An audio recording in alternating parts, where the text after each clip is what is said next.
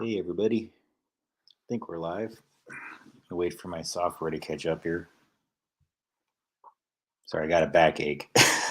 So if you see me squiggling around, that's what I'm doing. I've got this thing that I put on my back. But I really needed to do this, so instead of laying down, I'm gonna do this. I don't know why, I just feel like I gotta do this. All right.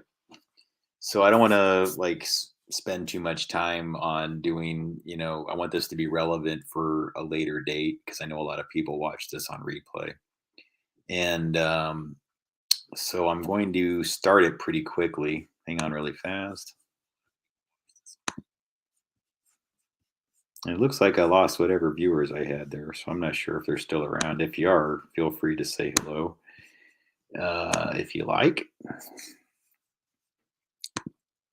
But welcome, party people. Thank you for being here. Give it a minute. Okay, it says that we're live. Good, good. All right.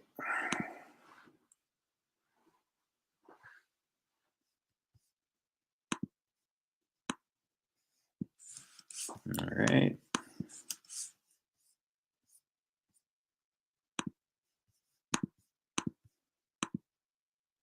Okay. So tonight it's going to be all about energetics. I'm not going to get too deep into other topics unless somebody asks a question afterwards or something like that. That's totally okay. But tonight I want it to be purely about discussing energetics, and I'm going to be doing parts 1 through 3 from my series. And then the next time I do a presentation, I'll probably be going through 4, 5, 6, then 7, 8, 9, 10, 11. I might have done part 12. I'm not sure. I'm losing track. But yeah, at least up until parts 11, I'm going to try to do a few per session. And that way, those who, watch it and maybe have questions and want to add something to the discussion, or if they have opinions on it, they're welcome to. But basically, I find myself when people are discussing things, whether it's on Twitter or about a movie they saw or about some bizarre anomalous event they had that was strange or paranormal or just weird. It doesn't have to be all that deep about it or whatever. I almost always find myself coming back to the topic of energetics, bioenergetics, um, what your biofield does, what thoughts become things really translates to as a biological process combined with psychoenergetics. What is psychoenergetics? What does it mean when people try to anchor numbers and anchor symbols and things like that? It's that kind of discussion, but it's definitely about the science of it and less about the more negative aspects. um, and I think it's extremely important that if you watched what I did on my last presentation, which was about cults in America, MK Ultra cults, things of that nature, then this will be like a way of explaining, the biological science that people that are involved with MK Ultra and other types of programs that are very similar have used on our population for decades, in various ways. It's all about energetics, and I learned about energetics by reviewing Defense Intelligence Agency declassified documentation, specifically reports called Controlled Offensive Behavior that was authored, I think, in the 70s. And then another report called The Gateway Experience that is borrowing liberally from the Monroe Institute, um, and other groups that were doing research on behalf of the Defense Intelligence Agency as well as the U.S. Army. I believe there was like the psychological warfare or things like that division were discussing it. So why were they interested in some bizarre topic involving, quote, energetics, a science or a biological process or whatever you want to call it, that you don't really hear discussed in earnest or in very direct ways, because it's really the foundation of everything we exist in. And that's what I've learned is that all energetics is having an awareness that we basically create everything through human brainwave and its interaction with the universal plasma field, which personally, from my perspective, is what God is at this point. I've studied this for many, many years. And what I've learned is like you start off as like this rigid, like atheist or agnostic person who's open to things. And then the longer you spend time with this particular quote science, whatever it is, the more you begin to understand that it really is more of a high level spiritual thing that we're existing in. You don't have to agree with my interpretation on it, folks, and I'm not going to excessively push that point here tonight. It's simply to help you understand why I've learned to understand that we exist in the universal plasma field. And that's where the phraseology, God is all around us, God is us, that kind of thing. I mean, it's all true because we're creating all of this with human brainwave. None of this would even be possible without pinging back and forth, brainwave to brainwave, pineal gland to pineal gland, heart to heart, everything else to everything else. It's all this interaction of frequencies that exists. So you don't have to agree with my interpretation of it or even what God is. That's not the point of tonight. But it's because of my awareness and seeing the universal plasma field in a more godly way that I've also learned that all of the things that are within those, the things involving spirituality, involving forgiveness, involving all of it affects human brainwave, and all of it affects your ability to either be a transmitter or an accumulator of bioenergy. When you're an accumulator of bioenergy, it's not necessarily a bad thing anymore than it is being a generator of one. You could argue good and bad things for both. You know how people say, I feel like my energy is drained, or, I had a discussion with so and so, and afterwards, I basically, you have a discussion with somebody, and then you start to feel like, whatever. And, so what we're going to be doing tonight is really just like breaking this down to, having just a total discussion about energetics start to finish. All right. And so I'm not going to spend too much time doing like an intro. I just want you to kind of have a basic understanding of it the way that I do. So hang on really quick. And I am going to get some things queued up here. I already have the actual whatever. Hang on.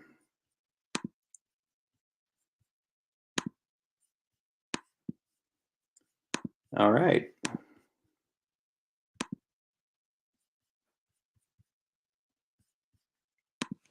So this is from a series I did called Energetics. All right. And if you have a basic understanding of this material, everything else is going to be it'll synchronize perfectly. All right. You'll kind of get it. So a lot of the things that I've been talking about relative to the mind control, the types of things that have gone on through these MK Ultra programs and things like that with people, this is going to help you have a much clearer understanding of it. All right. And you can ask questions in between and everything like that. And I might stop some of these from time to time, but I'm going to do my best just to let them play. All right. And I'll be right back. Researching an esoteric angle originating from the Fontana, California area, which I discovered while during my research on the Zodiac crimes, which I would encourage you to go back and look at those clips if you're unfamiliar. But basically, I've been following some research involving esoteric angles and occult activity. And that led me to the Fontana area where actually I have quite a bit of family who have roots there. And so I know a little bit more than average about most people about some of the local things that are going on there, even though I didn't really ever live there or anything. But I visited enough and things like that to kind of know things about it. And one of the things that I noticed was kind of interesting is that Fontana Road, a major thoroughfare, has kind of been there for a long time.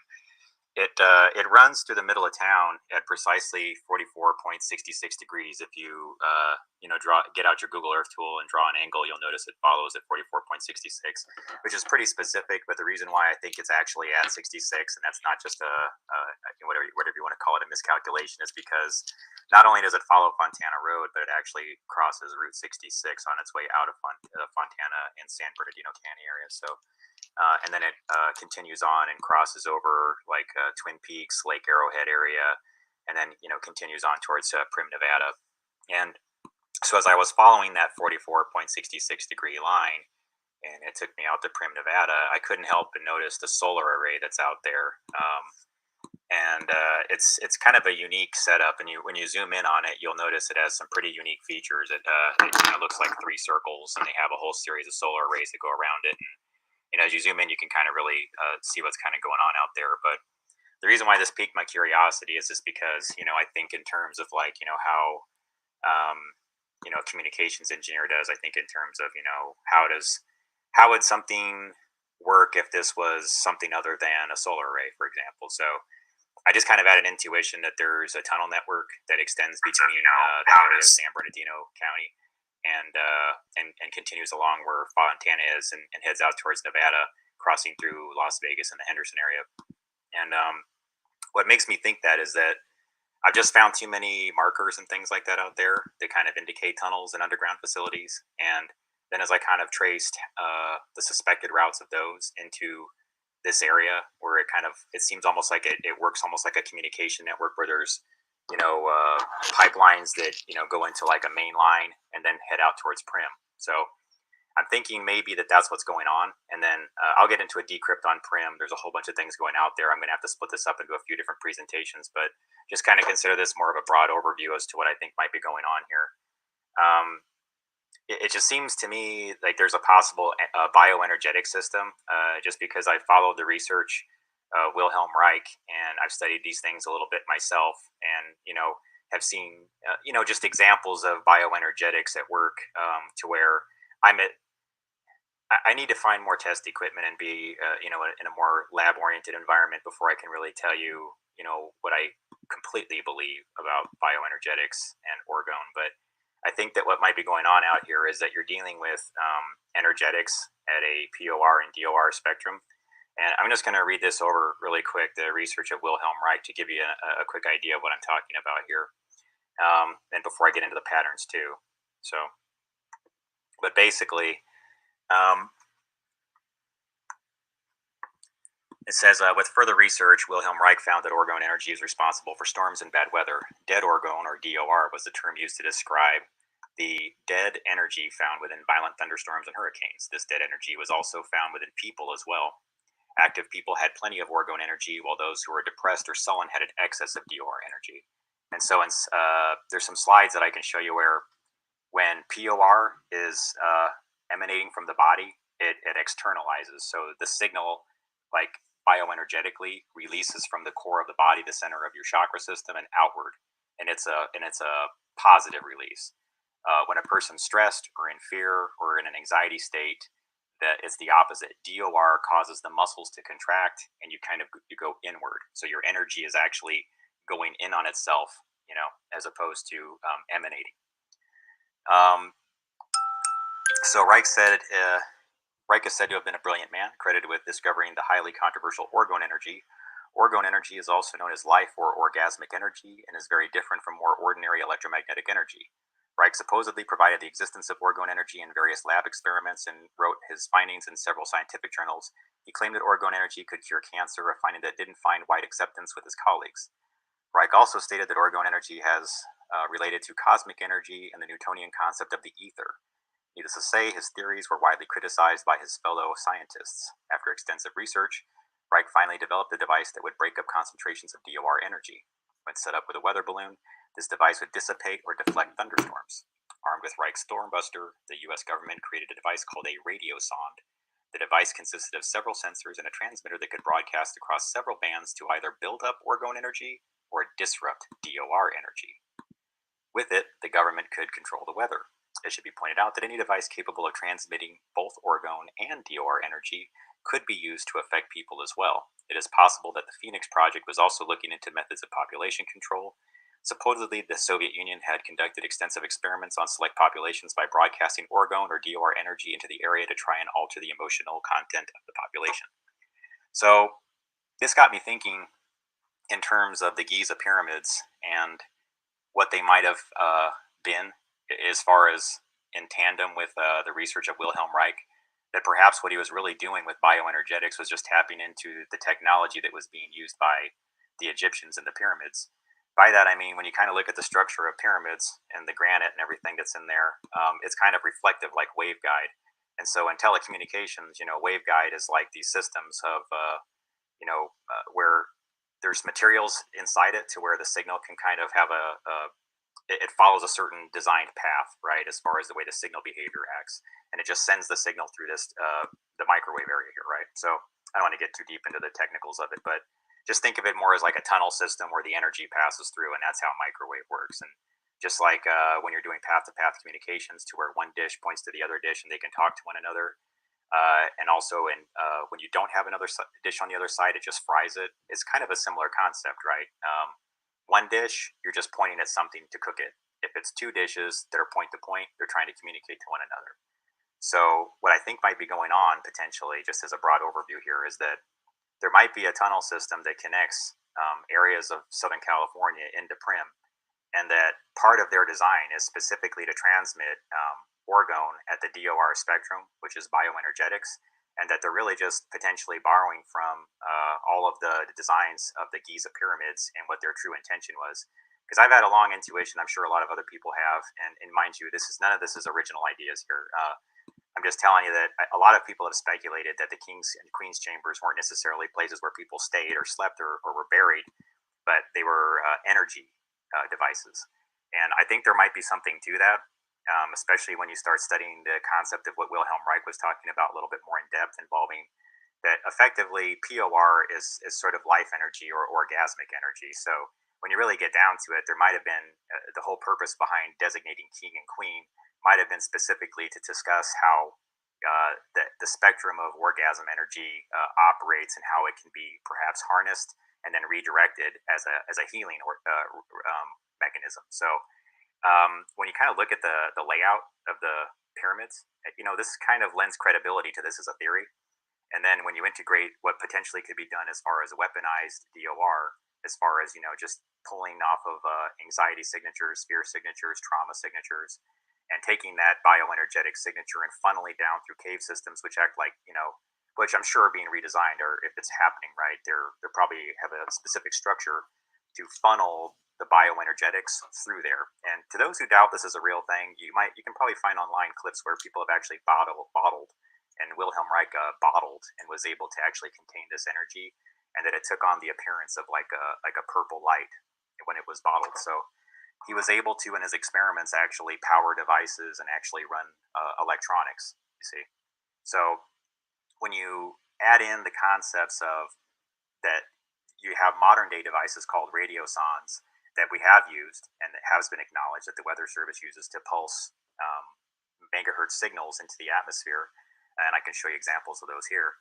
It lends credibility to this as a potential theory. And then when you look, just as a pattern recognition person, when you just kind of study the structure of how these solar arrays have been placed, it's almost like they were mimicking the Giza pyramids as part of the design, that they are borrowing heavily from it, or just merely creating a replication of what's going on out there in a more modern form using modern materials. So it's something to consider, I think.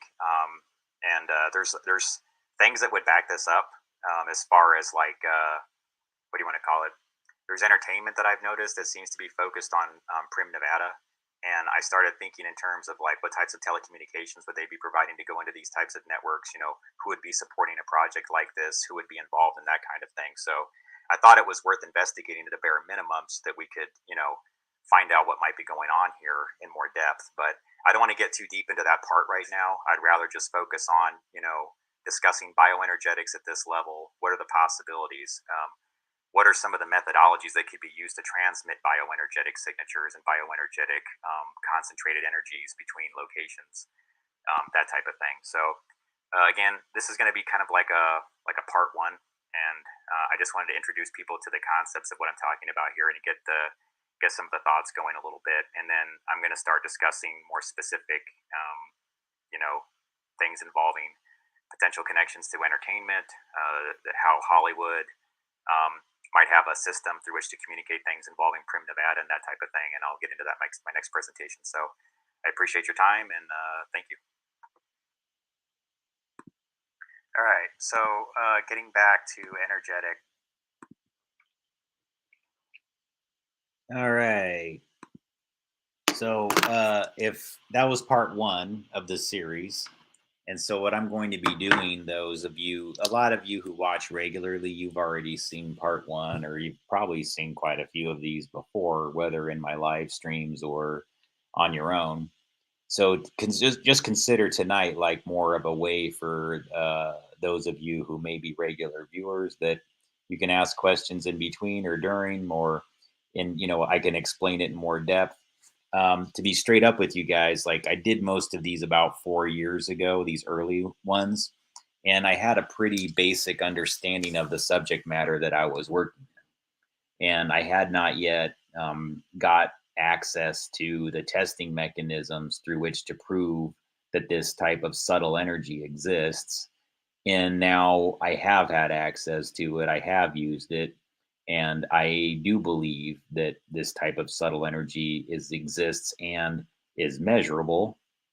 And so everything I just played for you there was about that. And I have meters like a Helionosis LM4 that is a replica of what Wilhelm Reich made. I say that's how you know I have a basic understanding when I did that material. His name should be pronounced Reich, more like with a SH sounding, and I would always say it like Reich, similar to like Nazis have Reichs. So I just didn't know, guys. You have to listen to more material and hear more people that are educated on the topic discuss these things and the people behind it. And frankly, they are few and far between. And of them, they are equally confused oftentimes. Well, I wouldn't say they're equally. I'd say that there's, there'll be debate amongst even the experts about how something should be pronounced or what terminology should be used. Um, so first off, I want to make sure that I very, very clearly define something that since I made this material, that I completely think of today that I did not even realize before. That everything involving energetics involves a psychological process. And so, and I've explained that a lot about how your pineal gland, in the center of your brain, is receiving electromagnetic signals from various parts of your body, all down the chakra system, but with the main centers being your heart and your loins, right up to here. And these are the motivational factors, right? What makes you go to work every day? What makes you get up and do things? What makes you go to the store? What makes you talk to somebody that you normally wouldn't talk to? All of those things factor in to this process. And it's more about like the biology and the explanation as to why, like, you experience synchronicity, why you would have things that well, the process as I understand it, and again, people can debate this term even also.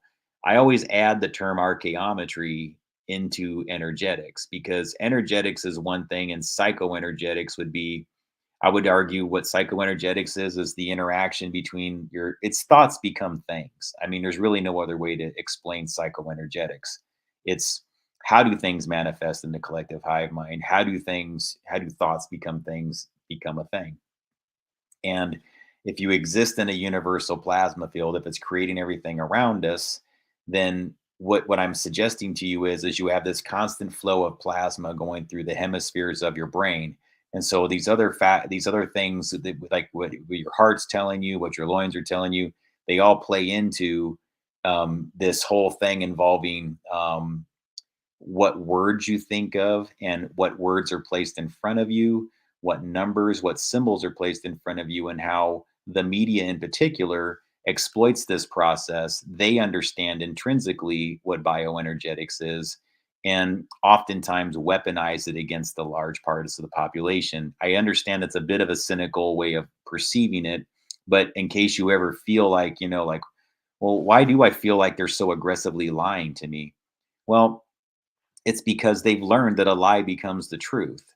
If they just get it into the collective hive mind enough, so many people who believe it, even at the instant it's sent out, that once that's binded, it's nearly unshakable. Like you could sit there and come back to the people and go, but that's not true. And they'll be like, yes, it is. Because they heard it once and it basically verifies something internally. And once you get enough people to do that over and over again, Like, why do so many people believe certain stories now that have been proven completely to be true? Because the media seeded it out very aggressively and they bent the plasma field in their favor. This is something that's flowing through all of us. So, lying to you, constantly lying to you, is a big part of getting the plasma field to bend in their direction.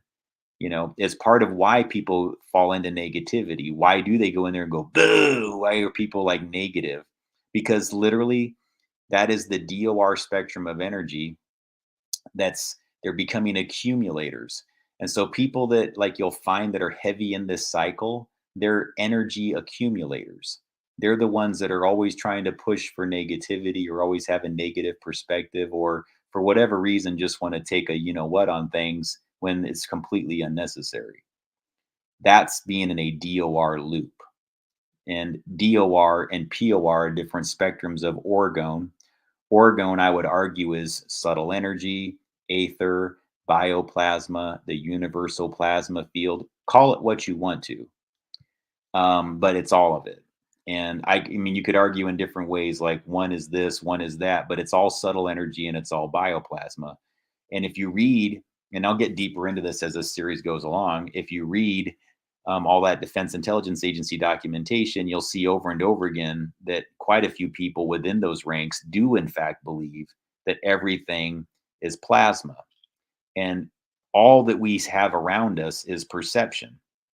And this is why the media is kind of a weapon. I mean, CNN is a gun. I mean, guys, when Brianna Keeler gets on and just sits there and looks all pretty and everything, but just constantly bombards you with lies, that's a trick on your brain. Do you understand that? That's why they make these like news anchors like that kind of attractive, but then they constantly do things that are off resonance that are just like lie, lie, lie, lie, aggressively just pinging you with lie, lie, lie. Why? It's a trick on the brain. It's tricking the loins of the people out there. It's tricking the hearts of the people out there. This is CNN. I'm supposed to trust it. This person has all these millions of viewers. Of course they're telling me the truth and not bad looking. You see how that it's a trick on this whole thing? Goes with the loins, goes with the heart, hits you in your logic center and gets you to believe the opposite of what's true. They know if they can hit two of the trinities, heart or loins, they can get the brain. If they can get the brain and the heart, they can attack your loins. If they get the loins and the heart, they can attack your brain. If they get the brain and the loins, they can attack your heart. Makes sense? Anybody who's ever experienced those types of feelings, the emotional impact of it, you'll get it. This is actually very easy to understand, and what I just said will make a lot more sense by the time we get to the end of part 3. So with no further ado, if you guys have no questions, it's weird actually. There's almost 10 people in the room, but nobody has any questions and are not commenting. But hey, feel free to ask questions and I'll answer them during the presentation and things like that. Or if you just want to say hi, I'll say hi back and that kind of thing. So, all right, part 2 is on its way here, and I'll just be on the sidelines. And if you have questions, feel free to put them in the chat, and I'll either address them, interrupt it and address them, or I'll wait until afterwards and start answering your questions. So, on to part 2. This one is called Occult Science of Anchoring Symbols and Numbers, Archaeometry and Bioenergy Extraction. Which is to say, archaeometry and bioenergy extraction is what I was just telling you. It's effectively media influence. And so the way to get a large population globally to think the same or to this, dance to the same drummer is basically what this is about. It's having access to a large number of influential people that change the plasma field. And then once they believe it in a large enough mass, they can create a manipulated mass. So again, like why are we right now in a country where half of it believes one thing and the other half believes the other? And some of these things have a tangible truth that's undeniable. Like something's been proven to be a lie. But if you were to ask half the country, they still don't know it's a lie. Think that through a little bit. Does this exist or what? Does bioenergetics explain the zombie mind state that we're existing in right now or what? It kind of does. All right. That's why people are so easy to trick, is because they have been bioenergetically hacked for mass resonance manipulation and structural psychology.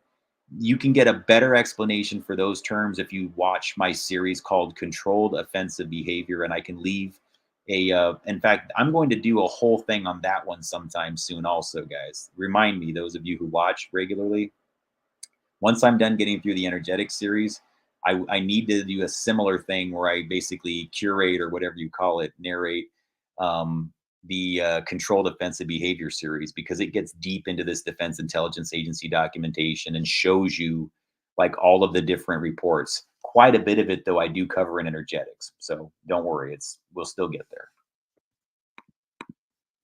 I want to talk about how informational data sets are used in Hollywood and other forms of repetition or repetition exercises in order to anchor information to etheric energy.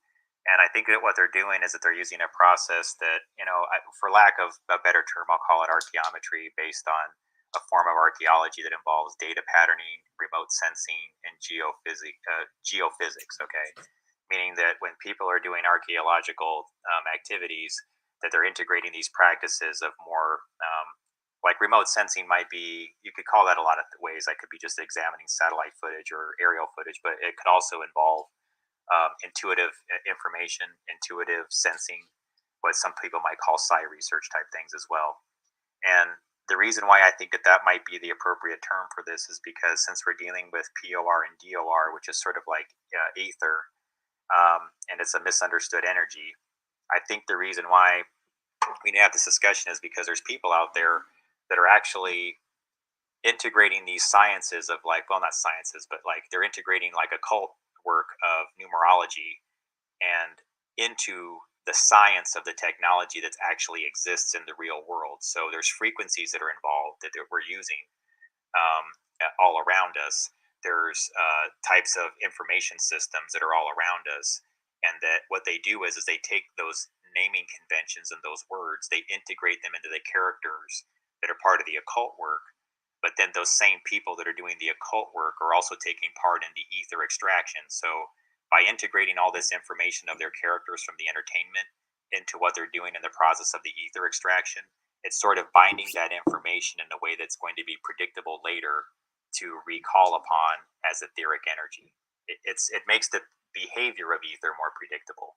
So say if they're extracting DOR from somebody and that person's in a state of trauma, and in tandem, they're being binded with the language of the people that are doing it. It's for example, the numerology. So if it's a Nazi occultist and they want an etheric signature to be of Nazi occultism because that's the type of belief system they're trying to spawn, then really what they're going to be doing is integrating the 88s, the Heil Hitlers, and the 14s, and for all these different things that Nazis do inside their occult work, they're going to try to anchor those symbols into the consciousness using archaeometry.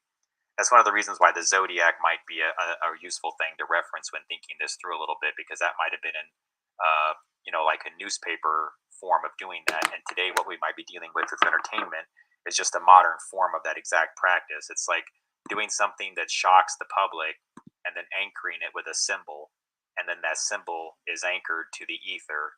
Now that ether becomes a predictable energy to the people that know how to manage that energy and where it's going to travel and how to find it where it winds up later on, by integrating concepts of like the Fibonacci sequence, the golden ratio, thinking it through a little bit, how you have a spiral that exists in nature within everything. And these people kind of know where it's going to land once it makes the next round as it's going around in that circle. Think of it in terms of that. Archaeometry is dealing with an etheric energy.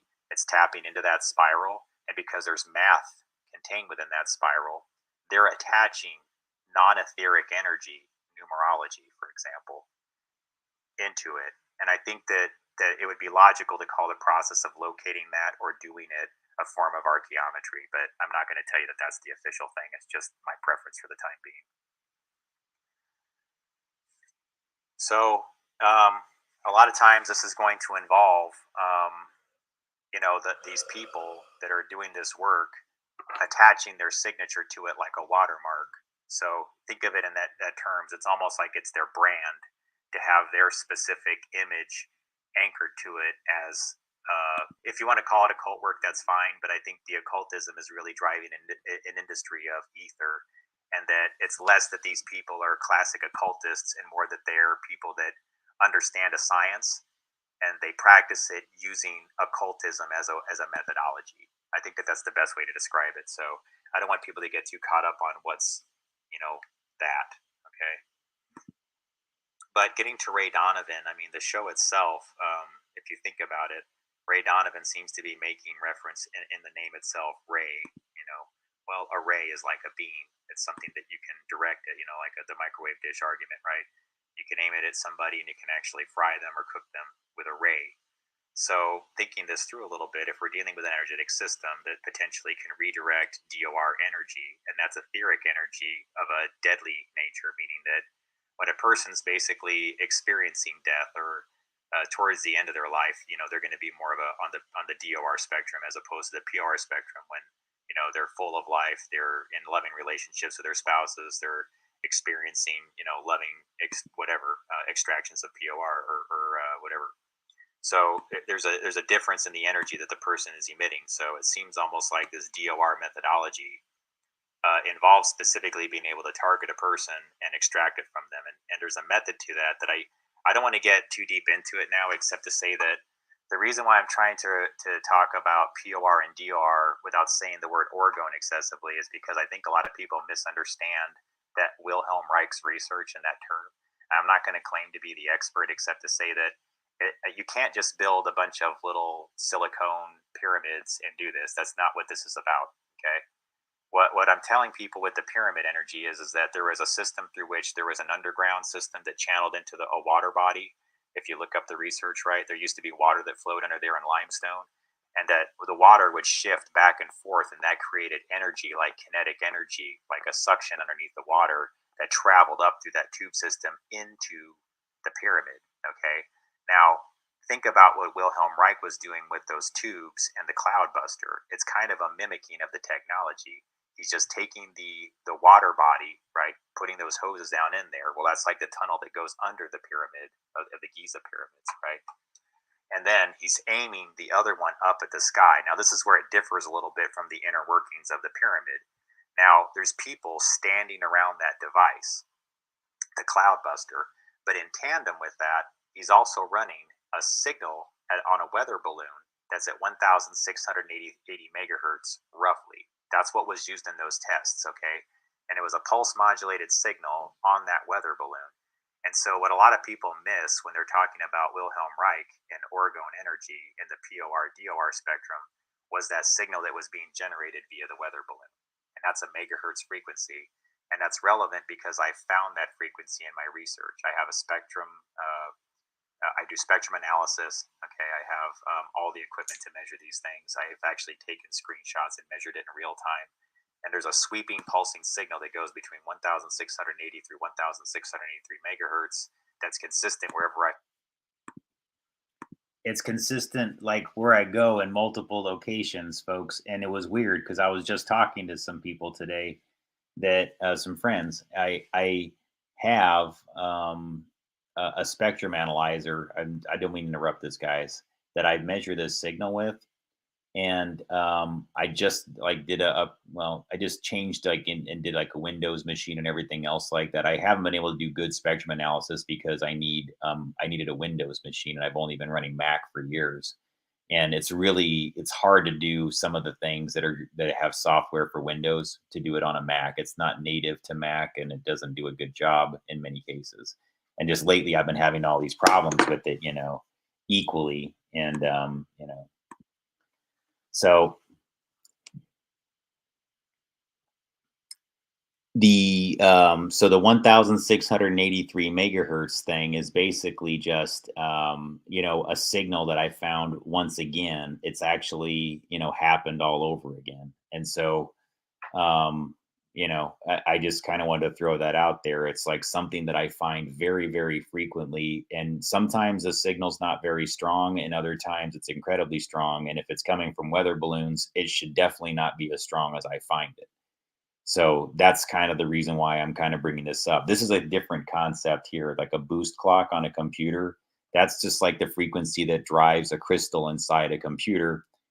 Somewhat related. That's going to a whole nother topic, but The point would be that I seem to find this 1680 to 1683 signal oftentimes just like it wouldn't be coming from a computer. It shouldn't be, but again, like whatever it is, it's super, super strong, stronger than cell towers, stronger than Wi-Fi signals. It's bizarre how strong it is. So again, this is a thing. It's measurable, and probably what I'll do on an upcoming presentation is I'll have to find a way to link the Windows machine. This is a Mac. I'll have to find a way to do a live presentation with the Windows machine, and then I can actually share in real time spectrum analysis and kind of show you what it looks like, so you can see these signals in real time. So that's for another discussion, but I just wanted you to see that really quick, and I'll go right back to it.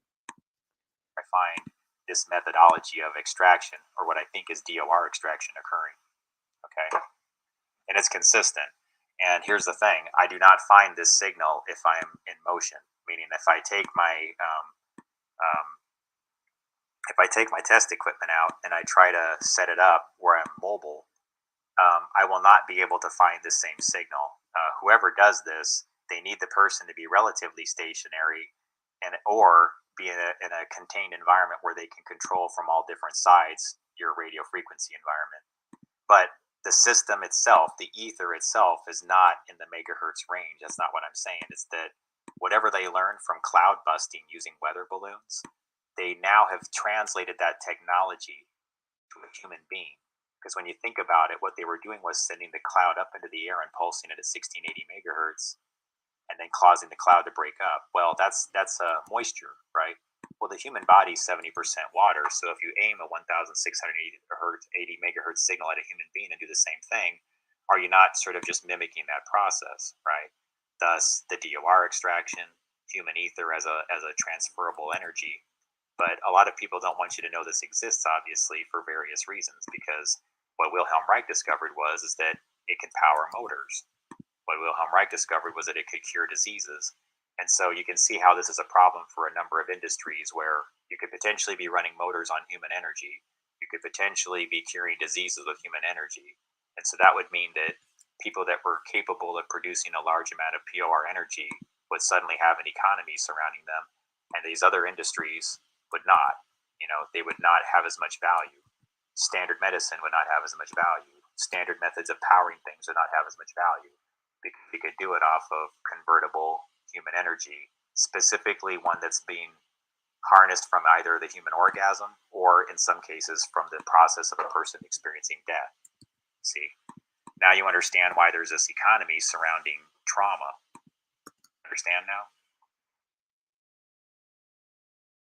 So this is relevant because we're going to want to discuss in terms of what's going on out at Primm and the coded language, because in order to make a network like this work, there has to be private communication. And the people that are doing this seem to be running what are called BlackBerry Enterprise servers. BlackBerry is a company that what used to be called RIM, Research in Motion. Their stock ticker was RIMM. So I think a lot of times when you see Primm being used, I think it's a reference within the show at least to the RIM network. And that would make sense, because if they have been building an energetic system that's designed for this between Southern California out to Nevada, they would have needed a communication network to support that. So what I'm thinking might have happened is in the process of doing this energy extraction methodology, whoever was running the private network just sort of had an idea to continue to expand upon that and offer that private network to people who did not want to be on a normal communication network. They could be on a private, BlackBerry Enterprise server network that others could not access. And there'd be other reasons to do that. Would involve alternative technologies that only certain people have accesses to. That would be like a heads-up type display, exotic visual layers that I don't want to get into. But there's a lot of things that are driving the BlackBerry Enterprise server economy that I don't have a full understanding of. I just know that there's people that are selling it, and they seem to have a private network that works much in the same way that the government's does to work for the president, where they would exploit these underground tunnel systems to go from one end to the other, and then have hotspots that go into safe buildings where a person can just stop into that building, go into wherever their network is, and they would be on the BlackBerry Enterprise server. What supports this is I see a lot of people using the same acronyms that BlackBerry uses to communicate their BlackBerry Enterprise servers. For example, they're called BES for BlackBerry Enterprise Server, which for people just call those BES servers a lot of times. They'll say, hey, that's a BES. Did you hook that up to the BES? And so you might notice that people that are involved with this type of work will oftentimes make reference to BES, which there's another name for that for mobile devices where back in the old days, you could only have BlackBerry devices on a BlackBerry server. But when it opened up to other types of devices, it was called Good, and they called it specifically Good for Enterprise. And so that meant you could put an iPhone on a BlackBerry encrypted server and get the same encryption. So really, I think that the essence of BlackBerry encryption is really the tunnel network, and it has a lot less to do with the encryption itself, which my understanding is it is exceptionally good encryption, but it would have been defeated by now if it only relied on that. There would have been somebody that would have cracked it, I think, or, again, I'm not an expert in these things, but I think really at its core is the tunnel network that makes it private because it doesn't use the same points above ground that other people's networks have to travel through. This is when it's privately run through a tunnel system. So you can see why there would be an entire series or there'd be shows or entertainment that would surround selling that type of service to elite clients because only certain people can afford it. And so, you can afford to produce entertainment that's designed for them as a commercial. And that's going to tie into how that connects to these BlackBerry Enterprise servers and how they might be driving the core technology that's helping some of the Amazon highway systems. It feeds into a network called the Intelligent Transportation System, which I need to do a whole nother article on that that'll connect to this later. But it would also make use of not only certain frequencies, but a series of enterprise servers that I think that they've taken mobile in vehicles. So some of these vehicles that you're finding driving around or large semi-trucks are either repeaters for or actual BlackBerry enterprise servers in and of themselves that are just running it on a drive as a vehicle. And they're sort of doing like a decentralized thing, similar to the way that Bitcoin works, where they can just drive around. One vehicle can hive into the other, and it's kind of like a Y-mesh type system. I'll get into that another time, though, because, again, I'm kind of having to speculate a bit on that one, as well as research real systems that do sort of work that way, so I don't want to muddy the waters here too much.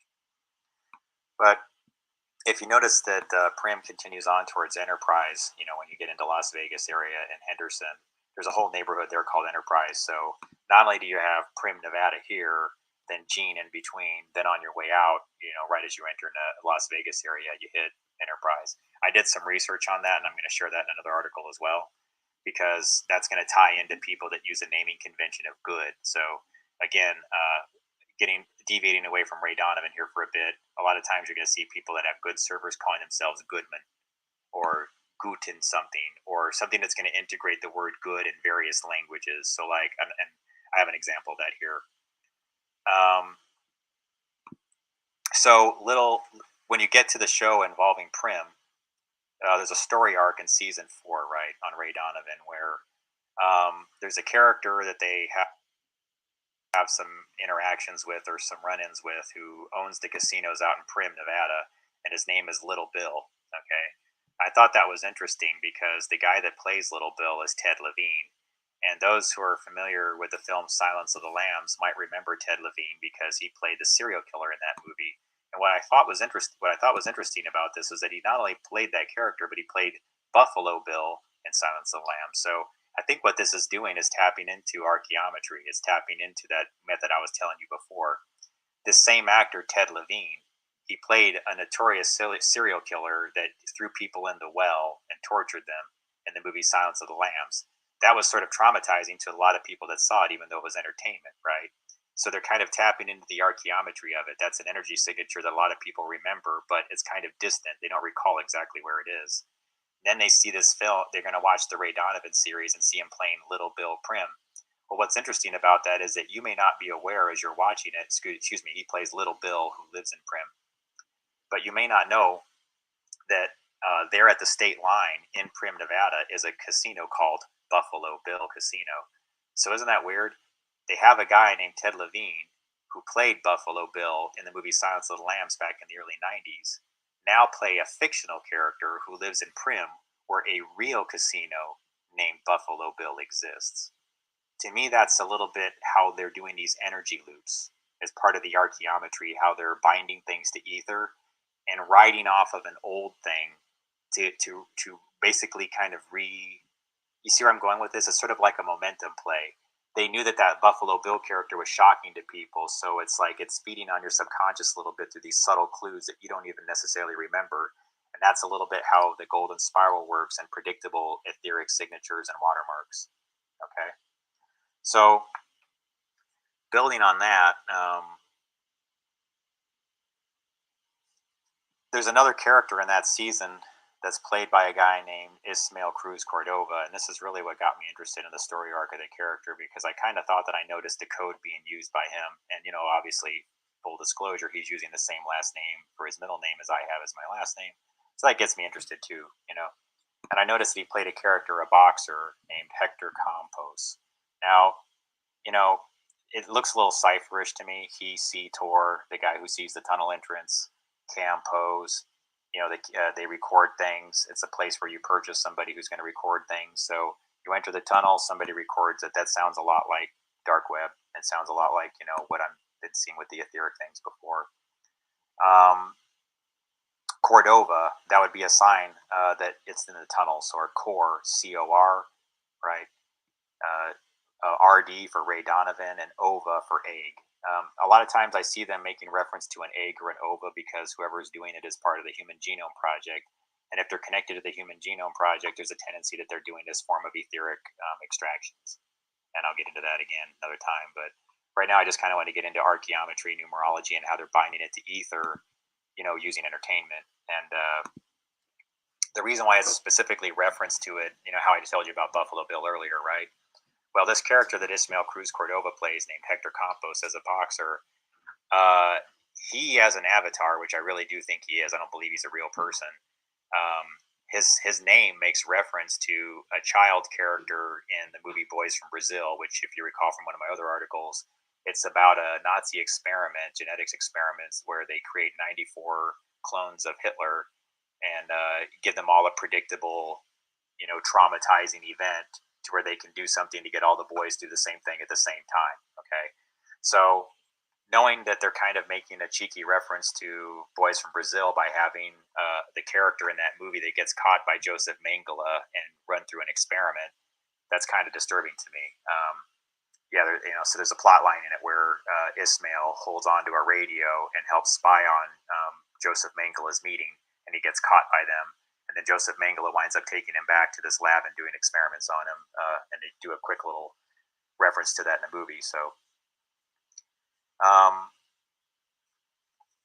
don't know how far I want to go into the whole cipher on Ismael Cruz Cordova, except to say that, when I looked him up, it said that he's from Aguas Buenas.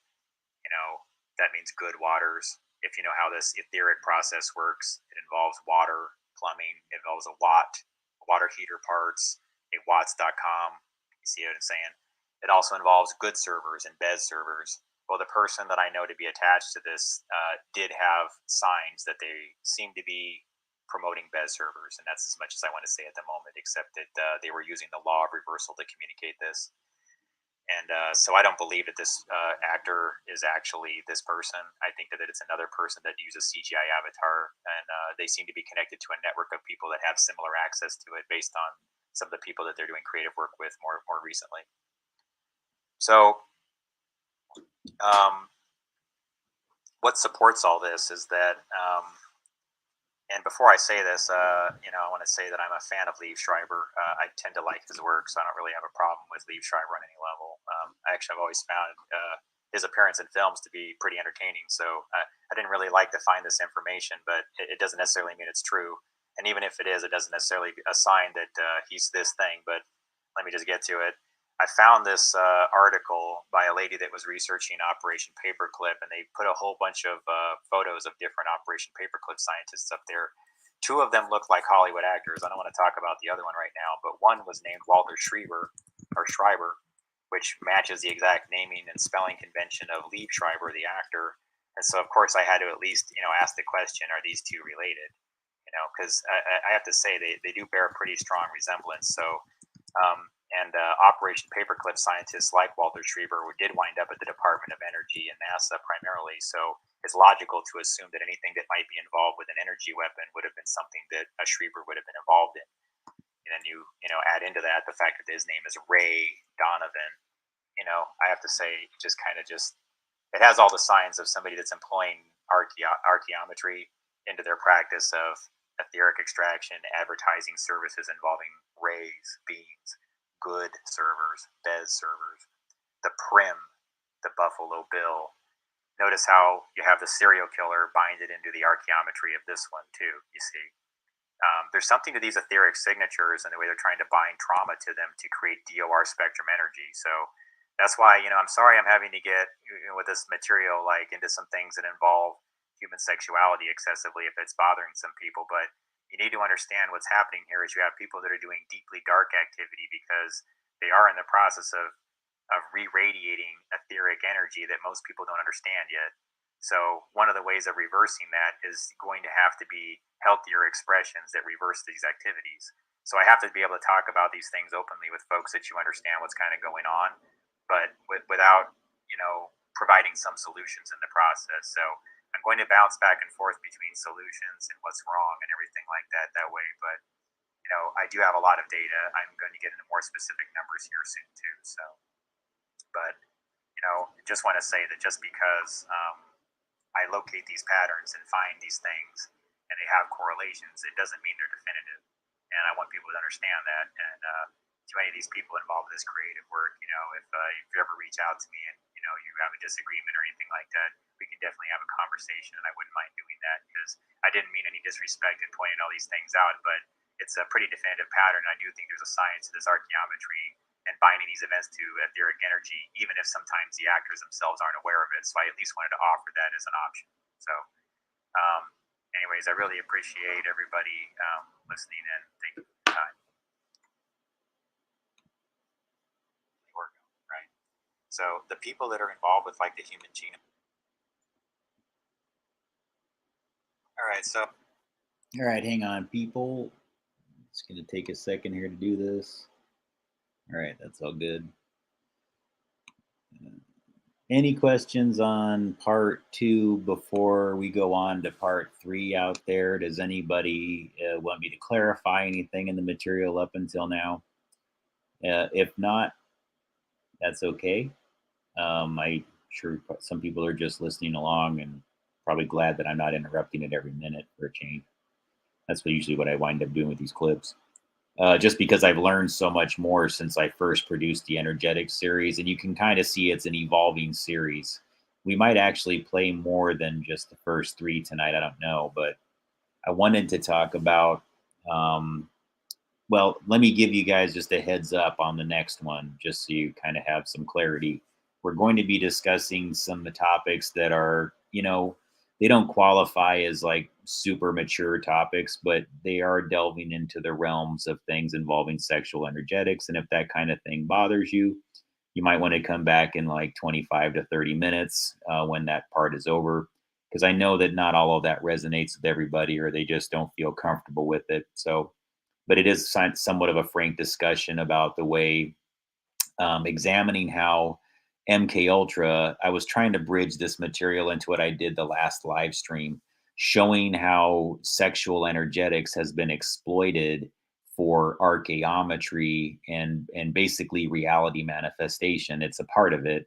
So the same way they do things to anchor and trauma people using, fear and rage and anger, it is similarly done within sexual energetics. It is another form of well, again, like POR and DOR, for example. POR is basically the representation of the orgasm. And then you have DOR as static or dormant energy, if you ask me. I prefer calling it dormant or dark. I don't like calling it deadly, as Wilhelm Reich did and others. And so, yeah, Jonathan said you brought up something about sexuality. Can you give clarity on what you meant? That is going to be what this part is. Part 3 is heavy about the human sexuality component of orgone.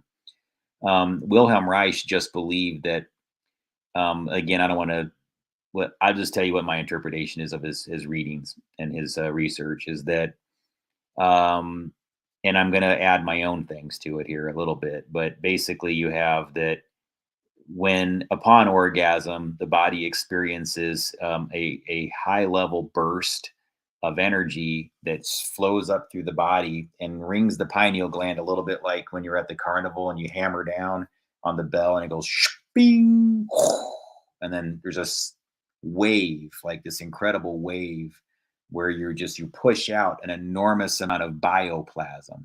So this is a bioenergetic process within the field of energetics. So this whole concept overall is energetics.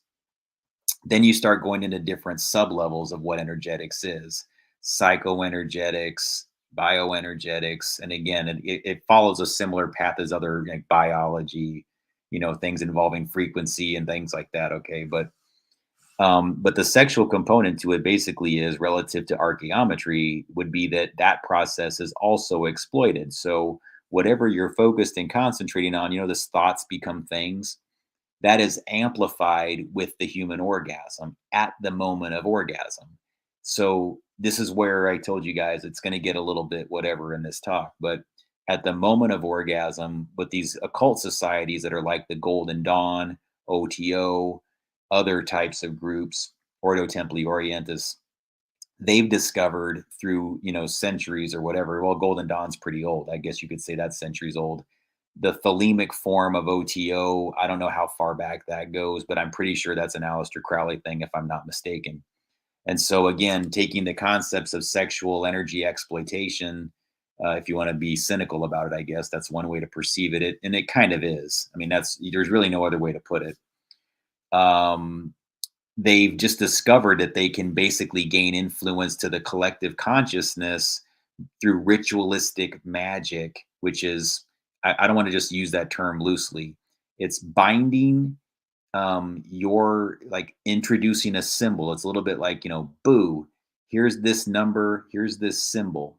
And then knowing that the more times they get the number and the symbol anchored to that orgasm or a fear signature, or both simultaneously, how much power that has. Because what you do when you emit when you're thinking of something, thoughts become things, is this: boom, hits your pineal gland. Your pineal gland has piezo-responsive crystals all surrounding it. And so that energy that emits goes, your pineal gland sees the symbol, and then it radiates out of both hemispheres of your brain. It radiates out your heart, your loins, your whole body goes, this big bioplasma emission. And whatever you last heard, thought about, saw, or were concentrating on is huge. And so again, within, the sexual union, that's part of why people develop such strong bonds. That's part of why it's such a powerful thing to be in love or to be in lust. It's because you are constantly reinforcing this link where the person you're looking at is the symbol. They are the number. So they become the thing that binds to the biofield, the universal plasma field, and you develop a very strong connection. This is when you start making rainbows and things like that. I mean, that'll be a whole nother topic, guys. We'll get into that one like part 11. But yeah, that's where you're talking like human weather modification through psychoenergetics. And again, it's the thing, guys. It sounds a little weird, but by the time you get to part 11 in this presentation, you'll understand that that's the thing. Okay. So I'm going to start part 3. And again, this is a quick warning to everybody. If you're a little bit more sensitive to sexual discussion, then, whatever. Jonathan says, is it different for men and women? I'm not a woman, so I couldn't tell you. I don't mean that to be mocking or anything else like that. I mean, I obviously think, if you understand like more esoteric concepts on like what the ka and the ba is, one, transmitting and receiving, there's energies going back and forth. And,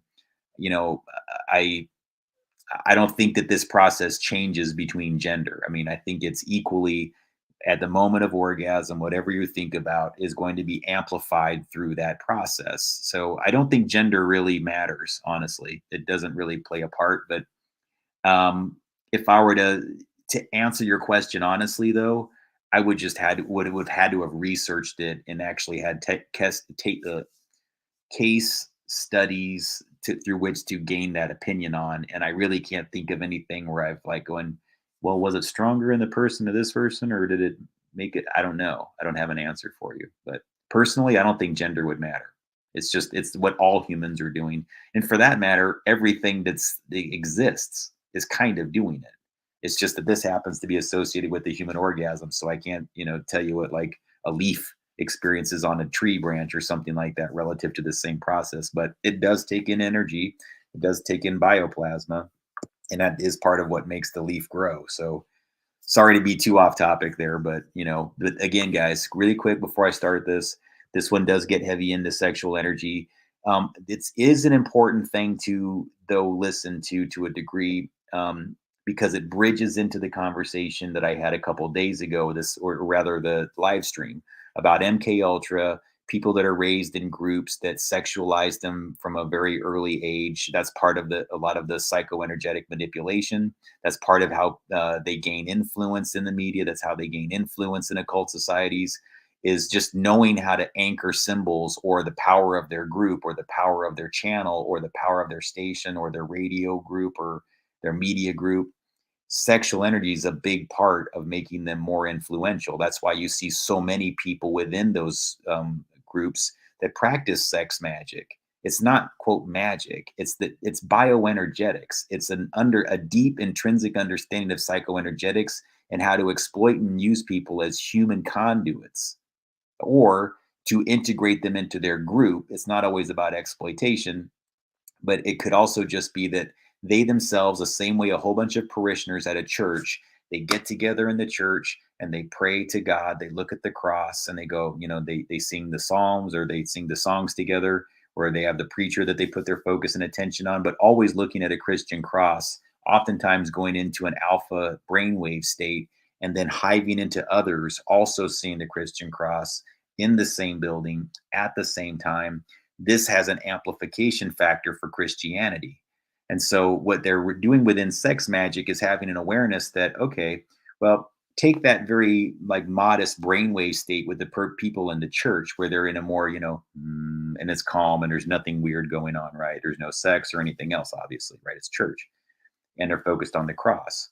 But they know that alpha brainwave state in like 100 people in a church is very powerful. So what they try to do is hack that process through just direct, overt, like, all right, how many of these orgasm things can we make happen simultaneously, also focusing on a symbol, also whatever, but then they invert the concept of the church and the parishioners into a smaller cluster of people, or if they could get that many, I'm sure they would do 100, don't get me wrong.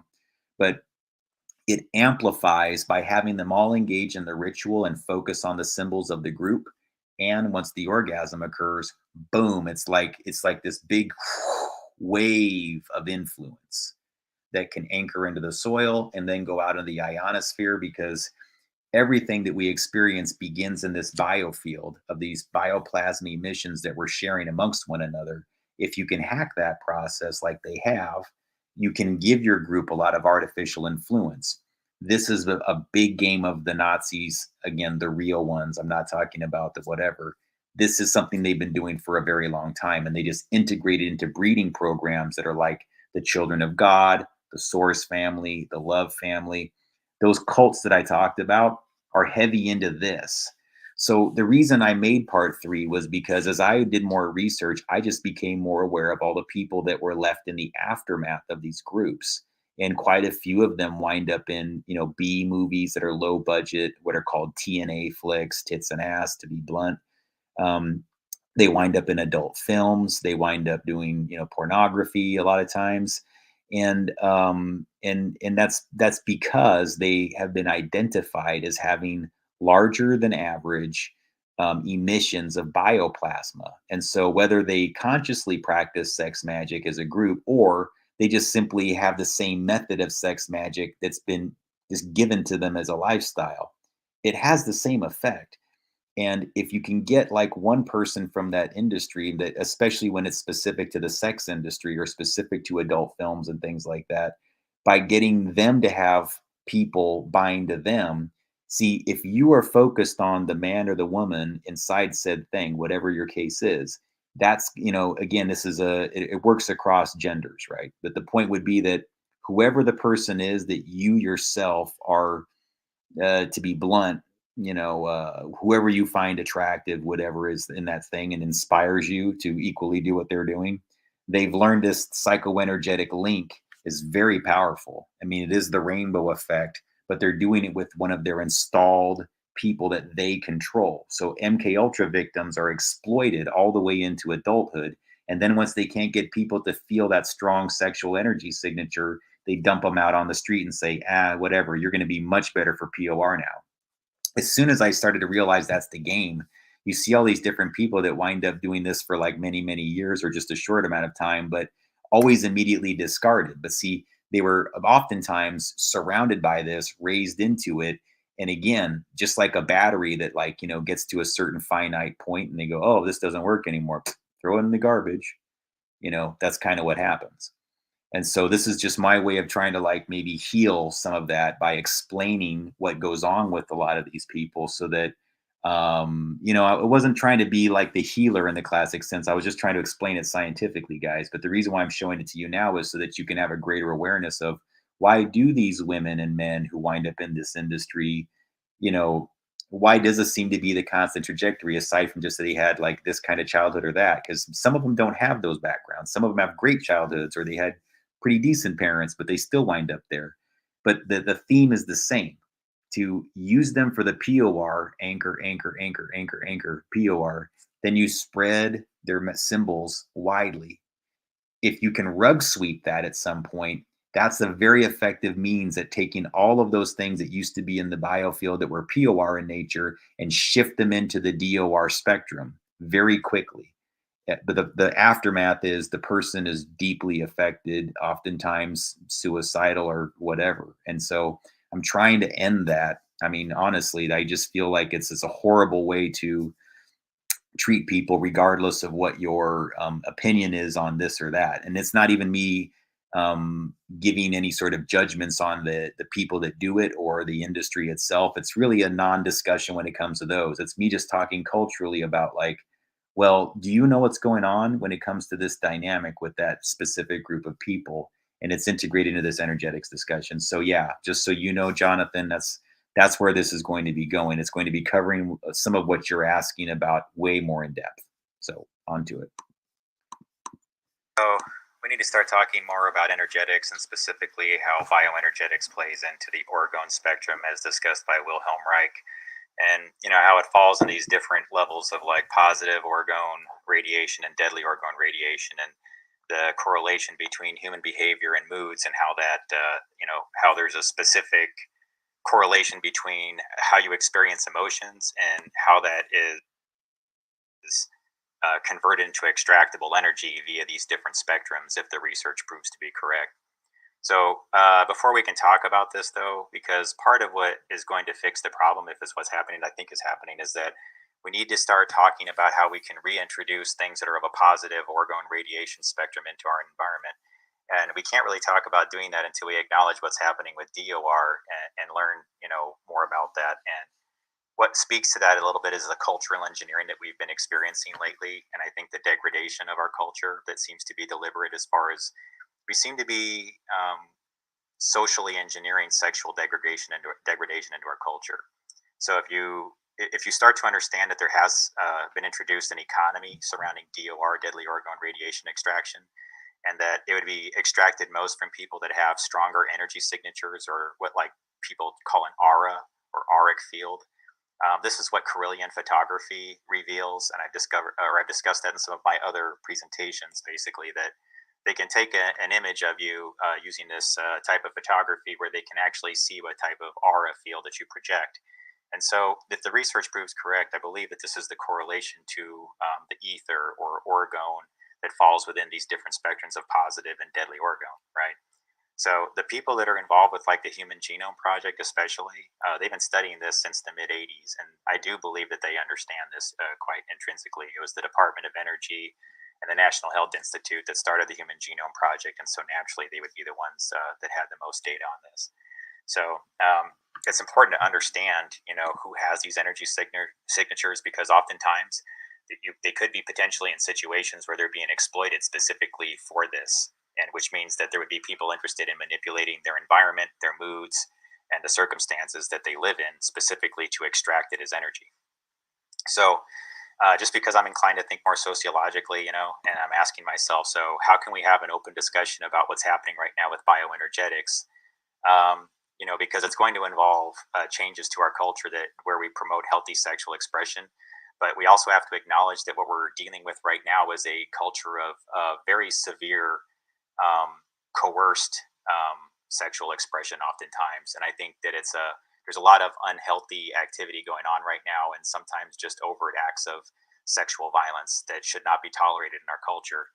But the thing is because we're kind of in a spiritual battle, part of the reason why these people that do it is specifically because they want us to be angry. They want us to be traumatized. They want it to traumatize us in ways that anchor us to that trauma to where we don't recover from it, so that it sort of harnesses that energy, and the POR never emanates from us. See, that it's very much a spiritual battle once you really start to understand this. So we have to find ways to both proactively promote POR spectrum energy, healthy sexual expressions, especially when there's people out there that have high concentrations of it, and while at the same time addressing all the problems that are encouraging and fostering a culture of DOR extraction, if it's happening the way that I think it is. And I think once you start studying the research into some of these signal levels that I've been finding and how that correlates with the distributed antenna systems, that there's certain people that because of their energy signature, if you pulse them at a frequency band that's very specific, there's a couple different frequencies. I don't want to get too into that right now, but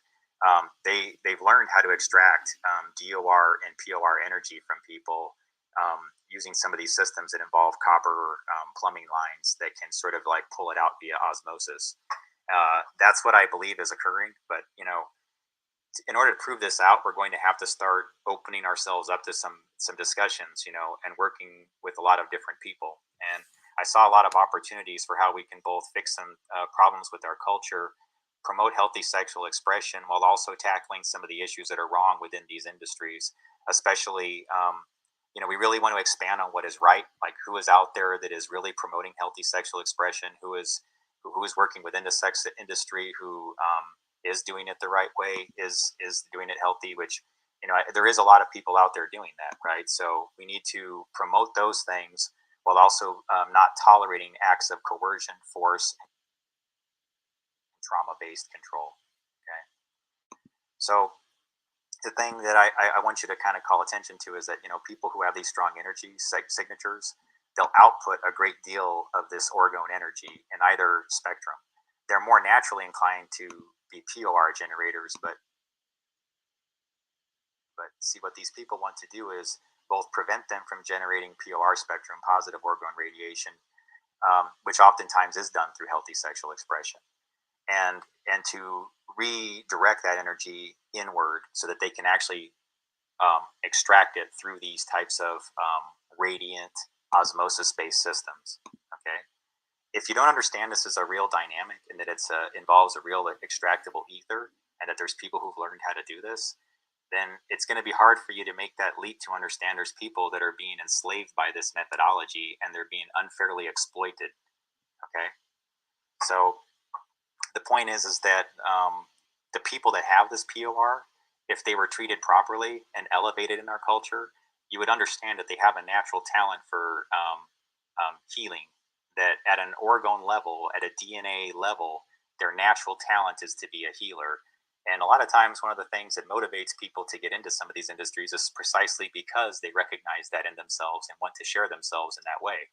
And I've seen examples of performers and workers that was precisely their theology. And I had to ask myself,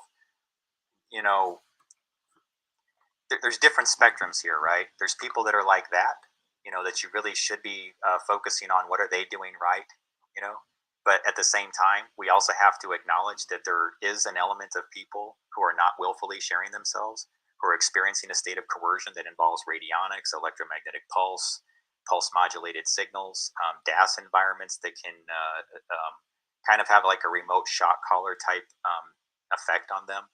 They have teams of people that can be hired to follow these people around like resources to make sure that they're, brought back to wherever they're supposed to go.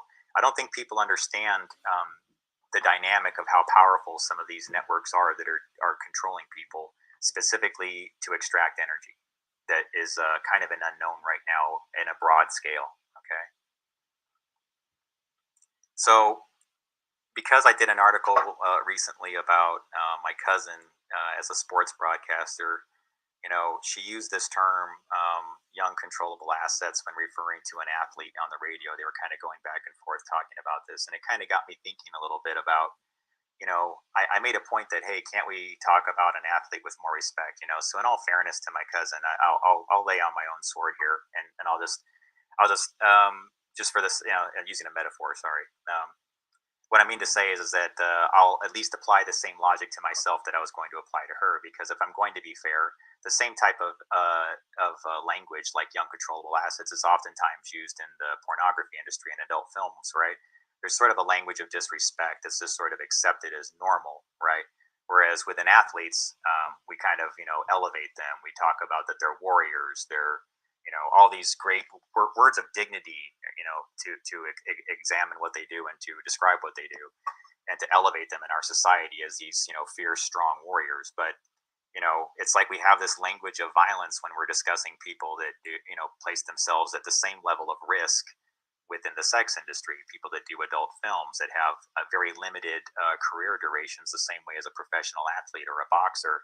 You know, it's just because of the nature of it. They, you know, a lot of these people just have to have a limited career in what they do. Yet when we're talking about an athlete, we elevate them and we pay them, you know, millions of dollars per year. When we're talking about an adult film worker, male or female, you know, they're making hundreds of dollars or whatever per whatever, while the producers are making millions and getting over on everybody.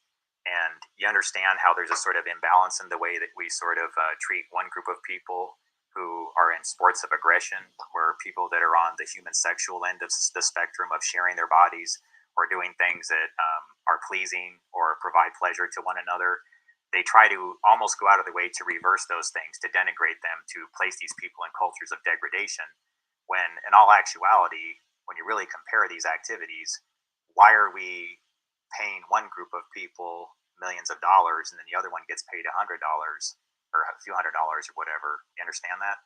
It doesn't really make a lot of sense to me. And Yeah, guys, just to be clear, I want you to know my position here. Like, I'm not running around saying, like, yay, yay, go pornography. It's not like that. I'm trying to make a point about, like, what we consider as a whole society entertainment in one fashion or another. Sports, you know, players are sort of elevated in the culture despite the fact that they're sports of aggression. The point is to go like, yeah, get them, beat them up, or go after them, or beat the other side. And then you've got these other groups of people that they're really just having sex with one another and doing it in front of people. And then they have this, there's this whole like culture of shame and like going, well, that's what you deserve. Or, yeah, well, maybe somebody should only pay a couple hundred. Maybe you should have gone to college and done something better. Like all these ways of just like talking shit about these people that's really disrespectful. And again, guys, it's not about having an opinion or trying to say that it's good or bad. That's not what the discussion is supposed to be about. I could have been more articulate with that inside this presentation, to be clear. All right. But it just reminded me because I have a cousin that, well, she's not on that radio anymore. Actually, when this article was produced, she used to be on ESPN 710 in Seattle, but she's not now. But I just thought it was really weird when I saw like a founder, like some material with her on this channel, and they kept on referring to these like, you know, newer athletes as quote young controllable assets. And I'm like going, yeah, that's kind of like the kind of like crap that they put in adult films. You know what I'm saying? It's always like these like really crass and disrespectful and degrading terminologies. So it's bizarre. It's almost like within sports, they were like nearly applying the same thing. And then it occurred to me like, well, wait a minute, they do that all the time, you know, like in these other things, and nobody blinks an eye at it. So I was just trying to like call your attention to it, guys, because it does kind of, it's more for the guys, I should say. It's for the guys, for you to like think this through a little bit about your own ideologies. How do you see these things? Why do you personally go like, yeah, go kick their ass for one guy? Well, he deserves $1 million. And the other person you don't even think should have like be able to earn a living. And then you have this sort of disrespectful, degrading to see the degradation within the culture of the material transfers over. This is the power of the orgasm. They are trained to think this through. They are trained for the degradation. They're trained to constantly, through the act of the orgasm, also encourage degradation, also encourage these other aspects. something that's never done in sports. While they're going DOR, they're like one, yeah, beat them up, get them. And it's all cool. It's all encouraged. It's a strange dynamic. If you really get what I'm talking about, hopefully you do, then this will make sense. But I'll keep playing it and then I'll be back. Beyond the lack of pay, there's just the level of disrespect, that's tolerated. And I think there's things that we can do better. So in all fairness to my cousin, I wanted to apply that to a lesson that I personally learned, and I'll share this with everybody. It was, there's a Netflix documentary called Hot Girls Wanted, and anybody who is currently, a consumer, I would say, of adult material should at least give it an honest view. Now, again, it's kind of a shocking documentary. It definitely is going to show you some things that are going to make you really disgusted, and I think that's a good thing. I think that men kind of need to see that not every one of these scenes that you may be watching in the adult industry is being done, with this whole willful participation. Not all these ladies are just acting or just playing along. Sometimes when they're doing these scenes, man, they're with a guy that they're disgusted by. They showed up not knowing that they were going to be partnered with a person that they don't like. I mean, there's a lot of really awful things that you start to witness in the making of this documentary, and it changed my perspective completely. Now, here's the problem I have, though. I do believe that there's room for healthy sexual expression. See, but I don't think that people like the guys that sort of recruit the young ladies in that documentary should be the people doing that. They seem to me to be very predatory. They seem to be just waiting, kind of thing. And that's what bothers me about it. And then they get, they kind of intentionally go out of their way to get these young ladies to move from small towns, 1 or 2,000 miles away or a few thousand miles away or whatever from where they're from. So they wind up, being from the Midwest and flying all the way out to Florida. And then, they're getting them drunk and, feeding them whatever, and it seems like they're having a good time, right? They even give them a place to stay. They give them their own room or something like that, right? And it seems like they're living the high life a little bit. But once you start understanding that there's radionics involved sometimes, a lot of times what these guys do is it's just the way to get them there as bait. Give them a little bit of money, make them feel confident, get them to tell their parents back home that they don't want to ever come back, and now they're stuck, and you can see this happening. So I'm trying to determine, what are situations where somebody's making a willful decision and where is there a manipulation of their will? And by that, I mean a free will decision must be free of their environment must be free of being manipulated by external sources of interference, behaviorally, chemically, and what isn't discussed often is electromagnetically. Because once you understand that there's these DAS systems that are being installed in places that can, affect people's behavior, control them, kind of act like a remote shot caller, you'll understand. You'll start to reevaluate all your previous assumptions about what is truthfully willful. And so I'm just trying to find ways where we can both promote healthy sexual expression, but also fix what's wrong in the industry. And I'm willing to go to some pretty, far lengths to prove that I'm committed to this. Really, I believe these people deserve far more respect than they're receiving currently, and I would like to promote an environment through which we offer that, and that until we can find more places that are more open to these people within standard work environments, that we just start to create work environments or networks of work environments where people are allowed to transition between either sex work or the adult industry into other professions if that's their choice, or if they want to stay in it, they're at least provided with a healthier option where they're provided a good income and proper respect for what they do. And I think that's there's ways that you can accomplish all these things simultaneously while also providing like security service for those people who may be in a state where that's not the case, right? So all I'm trying to get people to think about here a little bit is that that we need to acknowledge that we need to respect men and women who make the decision to share their bodies, whether on film or through physical contact, because they deserve at least the same respect as any other person walking down the street.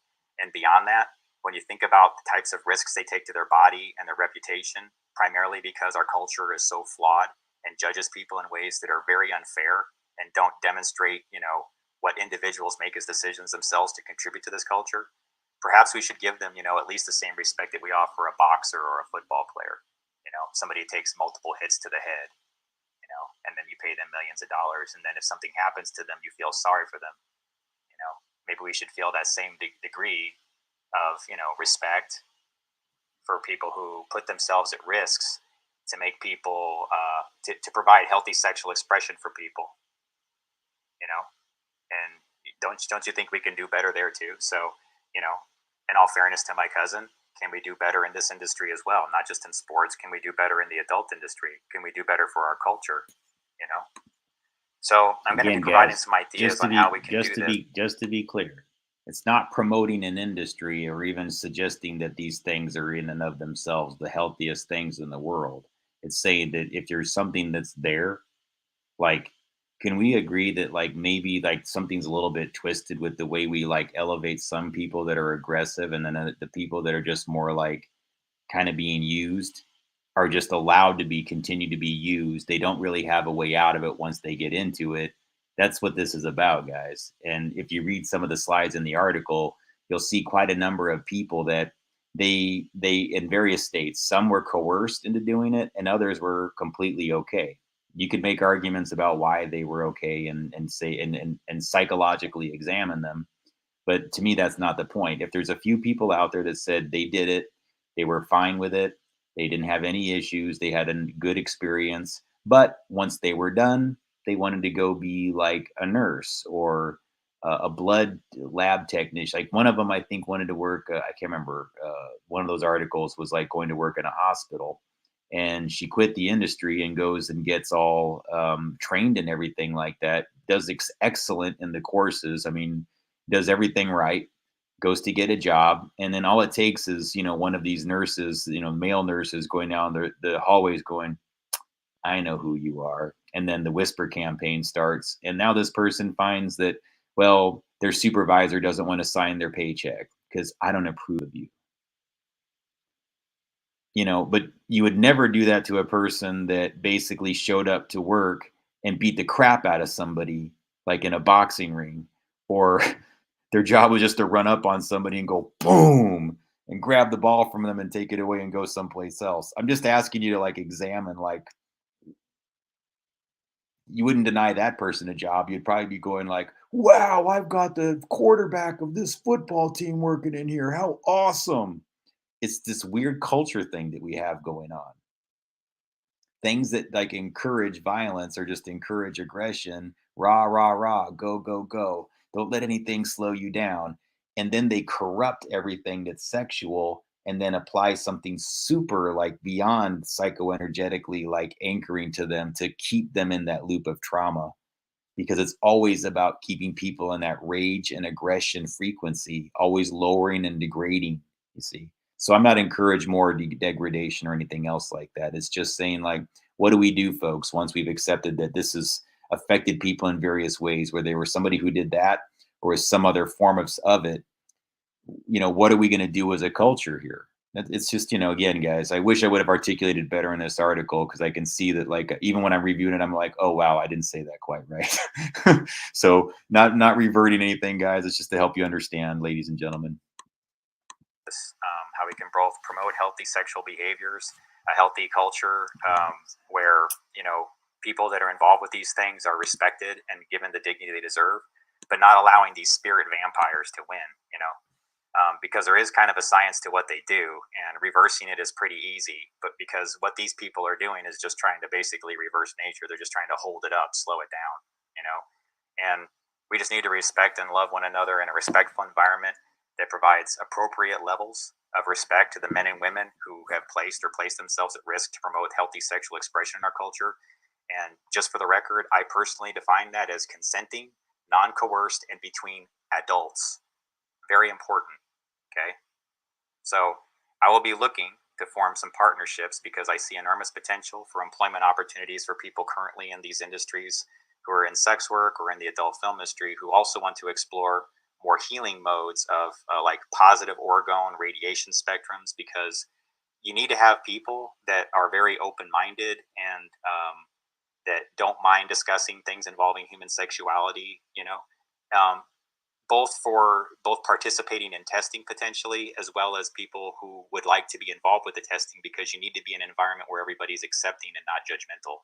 So that's extremely important. And I see a lot of opportunities for us to do a lot of things simultaneously. We can be doing POR research. We could be doing sort of like an underground railroad type network, providing people some opportunities where they would get a good place to work. And we may just have to create it ourselves. So, I'm just trying to throw this out there because I can see a lot of opportunities for providing a work environment for a lot of these people who have an enormous wealth of untapped talent, particularly for those who want to serve a larger part in possible like rescue security services, whether at an official level or at a nonprofit level, because there's a lot of NGOs right now that provide rescue services for people. And I don't think all of them have the greatest ethics. So, one way to fix that might be to start our own.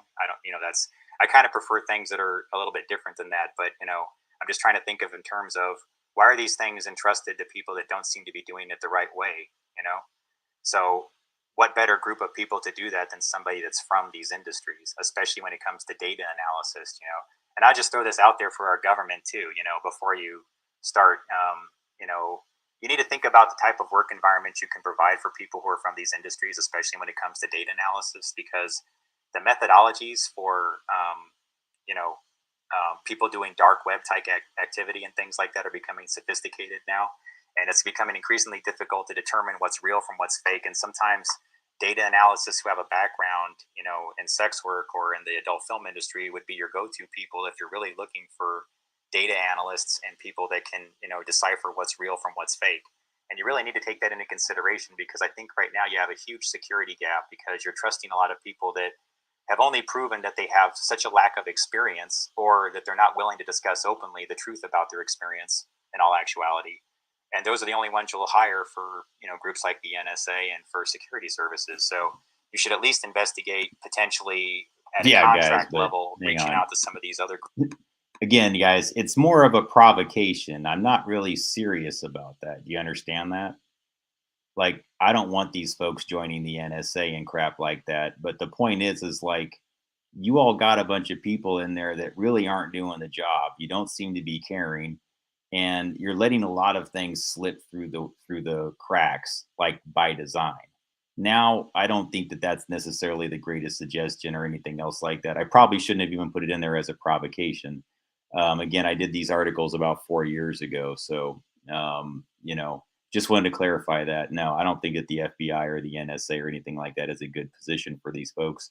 It's just to say that, like, again, you would probably consider hiring a former athlete who couldn't even like help you interpret one thing from the next. But like right now, what I'm thinking is there's so many scenarios that are like big question marks and very nuanced when you're trying to investigate things, that really only somebody who's experienced things like these people have would be able to. And since a lot of them are quite intelligent, have high level IQs, and this has been kind of a trend both in that industry as well as the regular Hollywood industry, you find these people that are very talented, have a lot of skills.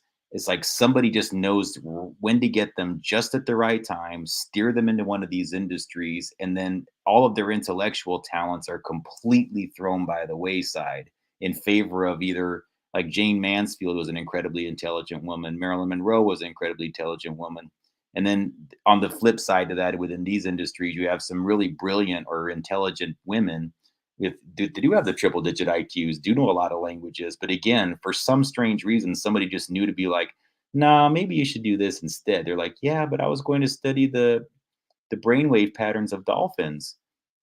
Yeah, that happened to Brink Stevens, if you're ever familiar with her. She's a B film actress. She's still making movies to this day, but she did mostly like low budget, like horror films.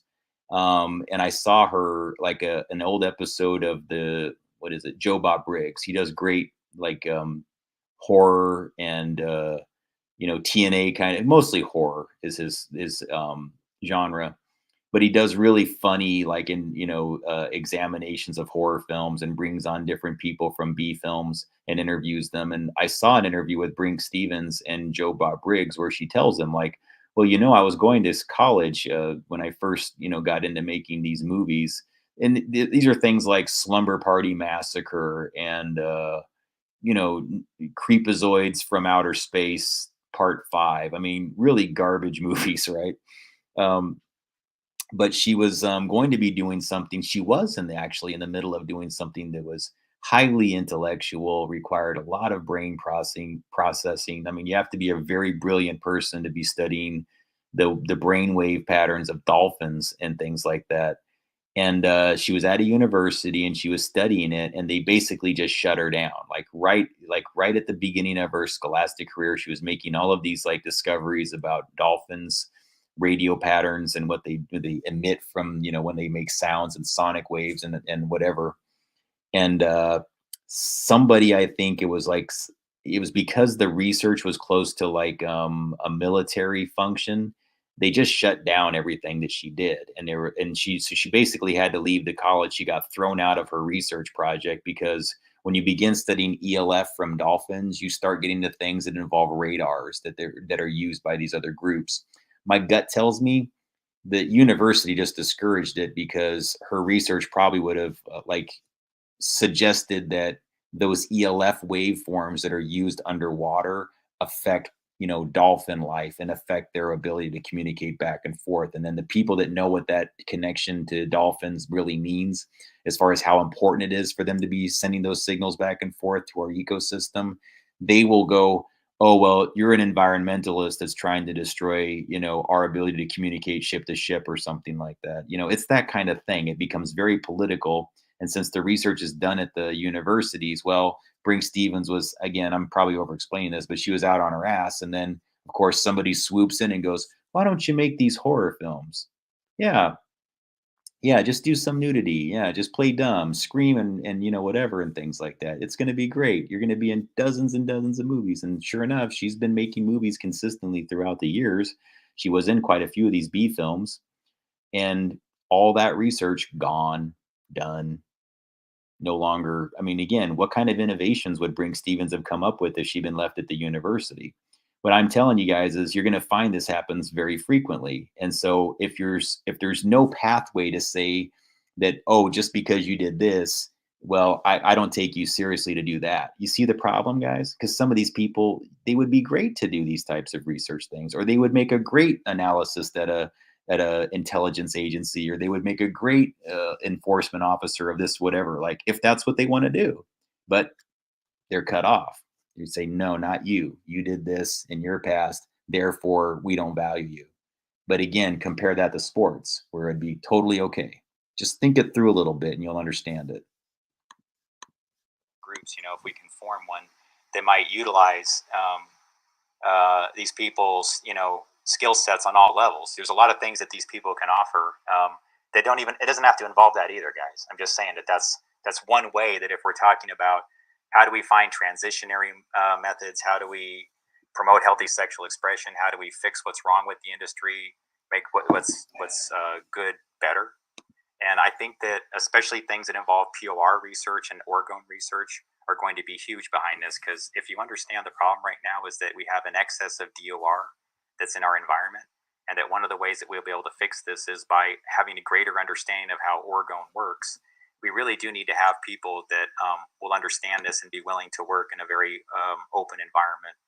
And I personally see a lot of opportunities for these people, because just looking at some of these people, they tried to when they were done in the adult film industry, they tried to go be like a nurse or work in a hospital, and they really, worked hard to be like the top of their class, only to find themselves in a culture of discrimination. So I think that there's a lot of opportunities where those people who develop those skills.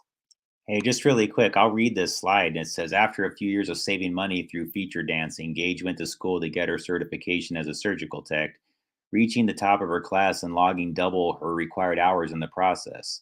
Then an anesthesia tech recognized her, and word spread through the hospital staff that a porn star was amongst their ranks. Everybody wanted me in their room, but they started treating me like shit, Gage says. They made me feel like I was contaminating everything. By the time she was set to graduate, no one at the hospital would sign off on her required hours. Although the hospital eventually issued her an apology, she felt both wounded and perplexed by the experience. I'm thinking, why isn't anybody asking the anesthesia tech how he recognized me? She says. Okay, so what? I'm the provider. You're the freaking customer. Why is what I did so much more wrong than what you did? Hurt, but still undeterred, Gage went to criminal justice school, then to be a makeup artist.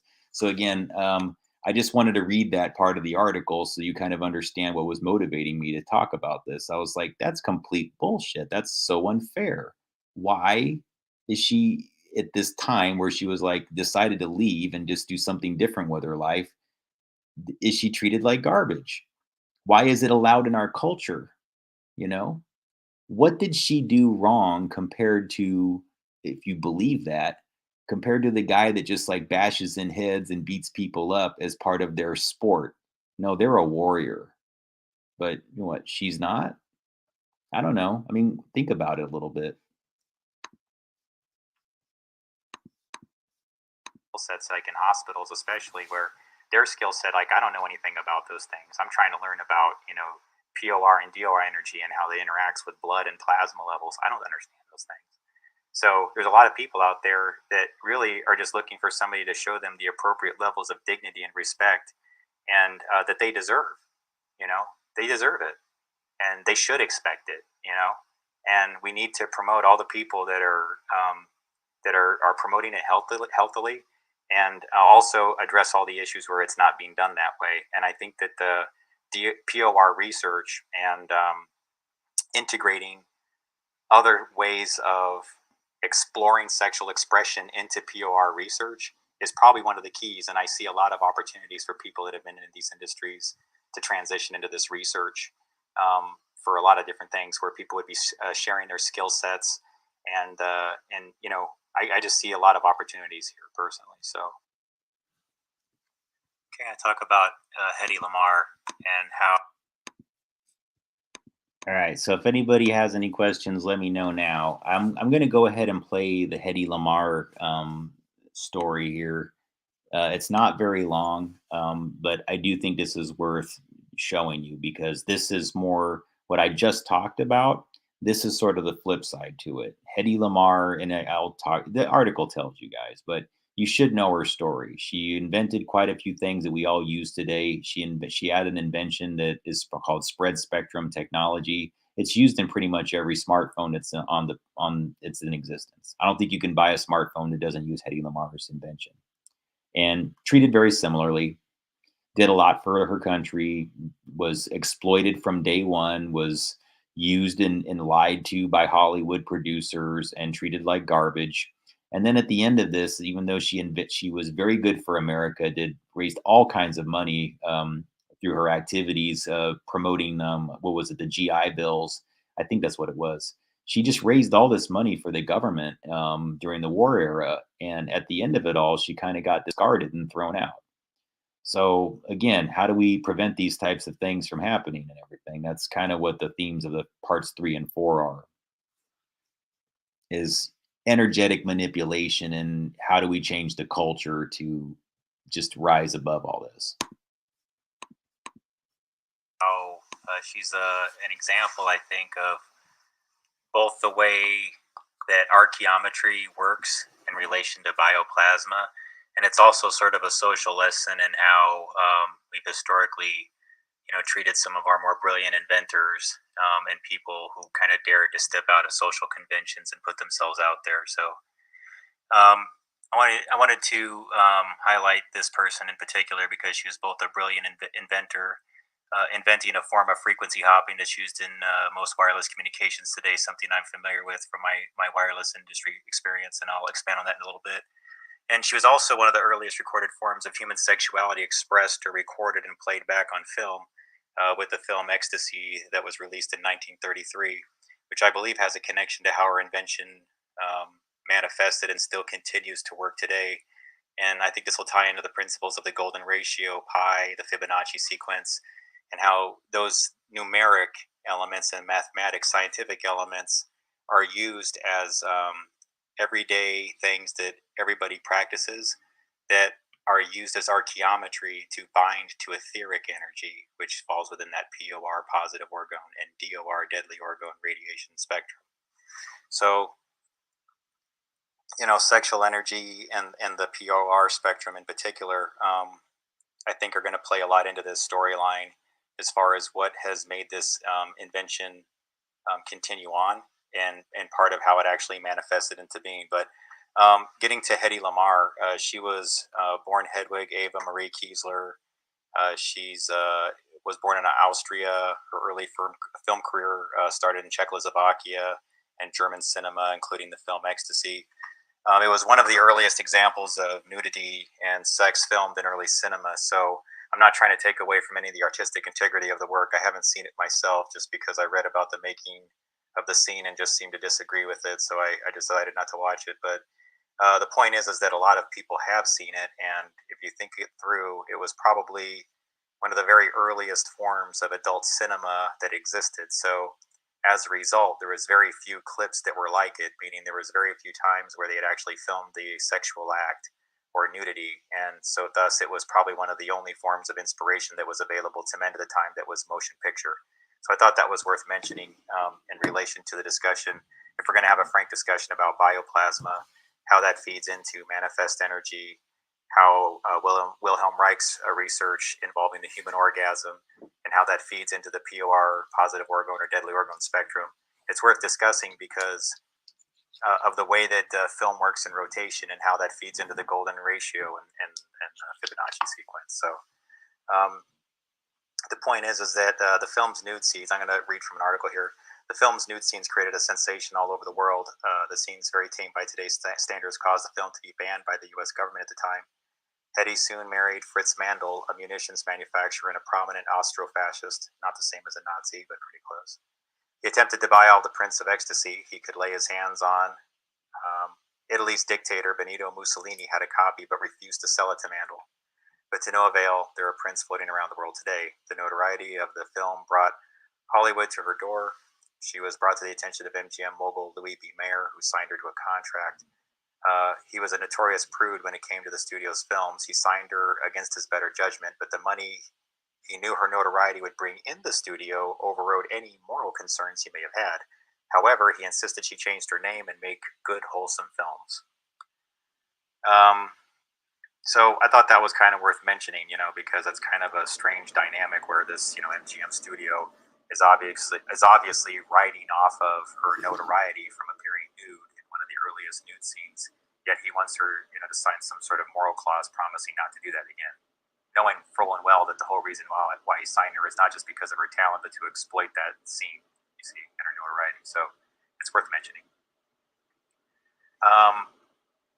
But when she was married to Fritz Mandl, he was abusive, and he was angry at her for appearing nude in this movie, and he attempted to have all the copies eliminated. So, as I mentioned earlier, it's kind of worth noting, this guy Fritz married her when she was 18 and he was 33, so there's a huge age gap there. And during that time, though, even though they didn't have the best marriage, she did gain a lot of access to meetings with like generals and military professionals because he was a munitions expert. He was one of the richest people in Austria, like the third richest, I think. And so, it just gave her a lot of access to people, and she was in a lot of those meetings that were attended by people that were high-ranking military professionals. So she was a very well-traveled lady, knew a lot about the world, and specifically about the defense and communications and things like that, far ahead of most of her peers. So she divorced Fritz after their marriage became untenable. He became too abusive in 1937. And after that, of course, she met Louis B. Mayer. She contracted with him until 1945. And it was during that time at MGM Studios that she befriended Howard Hughes. And Howard Hughes, as you all know, is had the the Spruce Goose. Sorry, and he's known for experimental aircraft, large aircraft, being an inventor, being a little bit crazy. Very very popular. A lot of people know about him. Scorsese made a film about him called The Aviator. But he helped. Well, he was actually just familiar with her inventions and became aware that she did these things. She also did traffic light improvements, and she developed a carbonation process used in things like Alka-Seltzer today. And but really, the thing that connects to really her impact on today is that she was the inventor of something called the secret communication system. It's a form of frequency hopping that's pretty much used in everything that you have that's wireless. So I'm going to read this really quick here. It says, she was a co-inventor with composer George Antheil of the earliest form of telecommunications method known as frequency hopping, which used a piano roll to change between 88 frequencies It was intended to make radio-guided torpedoes harder for enemies to detect or jam. The method received U.S. patent number 2,292-387 on August 11, 1942, under the name Secret Communication System. Frequency hopping is now widely used in cellular phones and other modern technology. However, neither she nor Anthiel profited from this fact because their patents were allowed to expire decades before the modern wireless boom. Now think about what a tragedy that is, because really this person's entire family and her entire legacy, this should probably be one of the richest people alive, and she died in poverty. Some more on that. It says, inspired by an early Philco wireless radio remote and player piano rolls, she worked with composer George Anthiel, who created a symphony played by 8 synchronized player pianos. She invented a frequency hopping system for remotely controlled torpedoes during World War II. The invention was examined superficially and filed away. I doubt that. They actually expanded on it and developed code division multiplexing, code division multiple access, CDMA, other technologies surrounding that. So I don't really think that happened. I think they just cheated her out of her money, quite frankly. But anyways, in 1959, it was developed by controlling drones that would later be used in Vietnam. Frequency hopping radio became Navy standard by 1960. Due to the expiration of the patent and Lamarr's unawareness of time limits for filing claims, she was never compensated. Her invention is used today for Wi-Fi, Bluetooth, and even top-secret military defense satellites. While the current estimate of the value of the invention is approximately $30 billion, during her final years, she was getting by on SAG, Screen Actors Guild, and Social Security checks totaling only $300 a month. I think that's a tragedy. That's an absolute shame. That should absolutely never happen in our culture. And we've done that too many times to too many brilliant people who contributed far too much to our society. It happened to Tesla the same way. Guys alone in a hotel room, barely getting by, while everybody's just feeding off of their ideas and their inventions. Never once giving consideration to what's fair. So did she file too late for her patents? Sure. But why didn't any companies ever come back and say, hey, we want to contribute, show you what you contributed to this invention by, compensating you somehow. Just offer it, just, fix your karma a little bit. I don't know. Sorry, didn't mean to deviate from the topic here, but so I don't want to focus too much on that, although I really think it's worth mentioning how this person was not treated fairly. And beyond that, she contributed far more than just those inventions, because really when you get down to it, I think part of what brought this invention into manifestation, if you're really thinking about how POR and DOR spectrum energy work involving, orgone being the energy generated from the human orgasm. Now think about what happens when a person experiences an orgasm. It actually sends a signal, right? Their brain will actually hit a different state of frequency, meaning a frequency being 1 cycle per second, that the brain will hit a different frequency within that ELF range, generating, I think alpha state is somewhere in that 8 to 10 hertz range. And there's other ranges too, but these things can all be measured, via EEG type equipment, where you can actually know where your brain responds at the moment of orgasm or at the moment of alpha state in either direction. And during these events, you have different, low volt, releases of energy. And if you were to wear a helmet around your head, it would actually detect these low volt condition changes, right? So since you know that there can be piezoelectric responses, electrical responses involving the orgasmic process, it's worth examining how that kind of plays into her being one of the earliest forms of, I guess you could call it inspiration or erotic inspiration, even if it wasn't intended to be that way, just by virtue of there not being many other materials and she being an exceptionally beautiful woman. It's logical to assume, just based on the way that everybody was holding on to copies, Mussolini had a copy, that's probably one of the functions it served, in addition to just being respected as a film, you see. And my theory is that in the process of so many men probably being focused on Hedy Lamarr, I think that they actually fed into her and actually gave her, I guess you want to call it bioplasmatic energy, to where these are things that kind of follow along etheric lines, and they will, she basically became a generator. She became somebody that could actually, I guess you could say, was kind of harvesting ideas and also capable of manifesting her own ideas. It's difficult to explain, but I think anytime somebody deals with this bioplasmatic energy, it involves the human orgasm, and they're anchoring it to archaeometry, which involves mathematic concepts, which is kind of what happened here she just wasn't aware that she was probably doing it. I doubt she did this as an occult work or anything. I think it was more that, the director kind of surprised her with that scene. So she wasn't even intending to do it, but she was also a very brilliant thinker, right? So that happened, and then it became an inspiration for all these people, right? And then in turn, she went on later to develop this invention, right? So that film reel, when it plays, right, it filmed her in that act of sex or in the act of being nude. And then there was people that watched it in turn while that film roll was going in a spiral. And then after film, started to transfer over to videotape also goes into a spiral. VHS is in a spiral. Everything one of these processes involves going in rotation, revolutions per minute, revolutions per second, whatever the case might be. It all involves a process of revolutions going in spirals.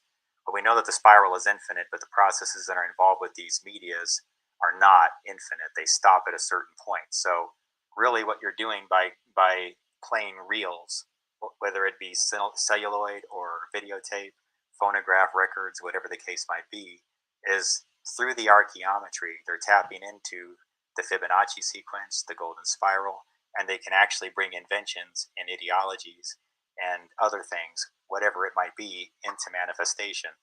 So things start to happen just based on the numbers, the numerology that they were focused on, and then having that invention binded to sexual energy, whether they were present or not, because she was the intention of focus for a number of men at that time.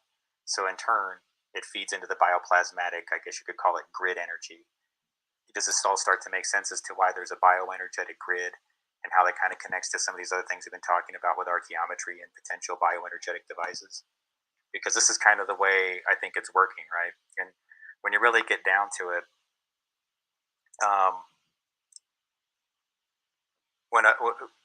there's inside the brain, around the pineal gland, are piezoluminescent crystals, which are capable of generating piezoelectric responses. So thinking through of the ELF range, if it's a burst of a signal, it pings against that pineal gland, that generates that crystalline color response. Then that's what's bringing things into manifestation, because your brain does not receive the light in the back of it, where you receive the 3D image that's projected into your visual perception. You see? So it's through this series of pinging frequencies that are going back and forth between other humans that we're generating what we form into our 3D reality, when you really consider the actual process of seeing and sight and what's happening around us and what we think, see, and feel. And this does connect into the golden ratio. So I don't want to get too deep into that right now. I just want you to start thinking in terms of, what are the processes that have been going on, historically, that involve the golden ratio, the Fibonacci sequence. How does that feed into the modernization of our processes? Because everything that we've been doing involving computing, involving recorded media, involving playback of recorded media, involves this process of rotation, and it all plays into the golden ratio and Fibonacci sequence. And so the archaeometry of Hedy Lamarr's invention is kind of within this infinite spiral, and is part of what's making the technology work right now. So it's just, I think this is worth mentioning, because it's both an example of how we disregarded a very brilliant woman, both for her intellect and for what she gave our society through opening people up to a different form of sexual expression, even if she didn't intend to be the deliverer of that. And so I guess I'm just trying to demonstrate some degree of respect for this lady who really improved a lot of people's lives and actually did a lot for our country. And she died highly underappreciated, and I think that that's wrong. And I think it teaches us a much larger lesson about bioplasma, archaeometry, and what we can learn today about how to fix this problem, so that we don't disregard another brilliant mind like this again, and that we also understand the need to respect sexual energy and what it can manifest, and to use that appropriately and not disregard its true meaning, because it does feed into magnetism, electromagnetic interaction, and how that manifests reality. Everything is involving with this spiral, and it's all part of faith, religion, our reality, spirituality, and also manifest energy. And that does include the things that are manifested through sexual energy. And that's how it feeds into orgone, the POR, positive orgone, DOR, deadly orgone, dormant versus expressed. Thank you. All right, so after doing this article. All right, let's see here. We are 24 minutes. Ooh, No, we're not going to do part 5 tonight. I don't think 5. I mean, if folks are watching right now and you would like me to continue on with part 5, I will. I already did one more than I planned on. But I thought it was important to at least, because this is basically what covers the basics, the 101 of energetics and archaeometry, then transitioning into the cultural discussion about what is being done via the cult systems that have integrated a lot of the MK Ultra, people into it. Like, how are they treated? What is being done with their energies? That's a big part of what I'm discussing. It's less of there's not a lot of science discussed, I guess you could say, in parts 3 and 4, but I think it is important to understand these people's story. It's important to understand from start to finish as much as you can, like what goes on with the people that I'm aware, at least, are exploited for their positive orgone and dark orgone radiation signatures, and how it's a collectible, harvestable resource. And even if you don't accept that it's something that you can actually harness and collect, like Wilhelm Reich did, then at least understand what's being done psychoenergetically with the various, industries relative to these people's sexual energy signatures. They're used, and then again, oftentimes find themselves completely discarded by these same groups. And I just think that's wrong. And so it's something that I felt very strongly about when I was making the material, the more I really researched Wilhelm Reich. But sometimes I think I probably go a little bit overboard, where it seems as almost like I'm sort of endorsing an activity or whatever. It's not really that, guys. It's mostly that I just acknowledge that there's certain things people are always going to be looking for and wanting, and provided, and especially when it comes to things like sex, drugs, and rock and roll. I'm not a person that wants to see our culture get degraded anymore, or see us go further downhill into these systems that oftentimes just aren't healthy for anybody, start to finish. So it's more just asking, why did they become so toxic and unhealthy when it really never had to be that way? And, maybe some industries just shouldn't exist to begin with. I get it. And I think that's a fair evaluation. And I think, especially since I basically consider that the universal plasma field within bioenergetics, the longer I studied it, the more I just began to figure out that it's God. That's what universal plasma is. That is the concept of God. And the universal plasma field acts and lives in each and every one of us. Now you get into these Christian concepts involving the Holy Spirit, the Father, the Son, the Holy Spirit. Well, I think that that's a very effective way of discussing the Trinity of human energy. I call it a Trinity of human energy. The Catholics call it the Holy Trinity. And in bioenergetics, again, you have the skeletal structure. So I would say that that's probably the Father. The skeletal structure inside is your physical, non-visible. Outside here is the Son. That is your physical, visible. Second Trinity of human energy. So one is not visible, the inside of you, unless somebody does surgery or whatever, then it becomes visible, but not going there. But so skeletal structure, physical, non-visible. Outside here, physical, visible. Then what's the third? What's the Trinity? That's the Holy Spirit. That is subtle energy. And so, again, call it what you want to. You want to use a religious term? Good, that's fine. If you want to use bioenergetics, if you want to call it bioplasma, if you want to say it's the universal plasma field, okay, to me, the universal plasma field, as it flows through the Son, the Father, and the Son, that is like on the cross. If you'll see, well, I don't have a picture. Like if you see the Christian cross, though, especially the Catholic one, the more sophisticated ones that have like all the ornaments and gold embedded into it, they almost always in the very center will show up, from the corner points this, so like an X in the middle of the cross, when that's the Holy Spirit moving through the heart chakra, moving out, when the energy flowing out this way and externalizing, and then also flowing in. That's the Holy Spirit. That's the universal plasma field. That's the God frequency, or the God source. And I just have learned to accept that that's flowing through, everybody. And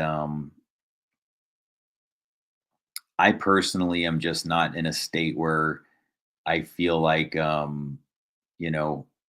we should be placing people in boxes or limiting what they can and can't do overall because of something like that, especially within the field of energetics, where I think that people who've been exposed to said programs or gone through the motions but are still come out of it, with a very strong intellectual brain, they're ideal for understanding it and explaining it to others. So I kind of want to leave you with that thought here. I think I'm not going to stay on much longer because there's just, I do appreciate the folks that are asking questions or whatever, but it's the chat's not very active tonight. So if there isn't any further questions or anything like that, I'll probably just wind up closing this down here in a little bit. But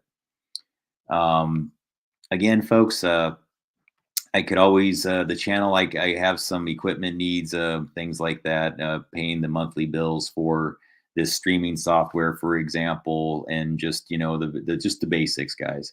So anybody who appreciates this research and would like to contribute, I would greatly appreciate it if you could, pitch in if you like.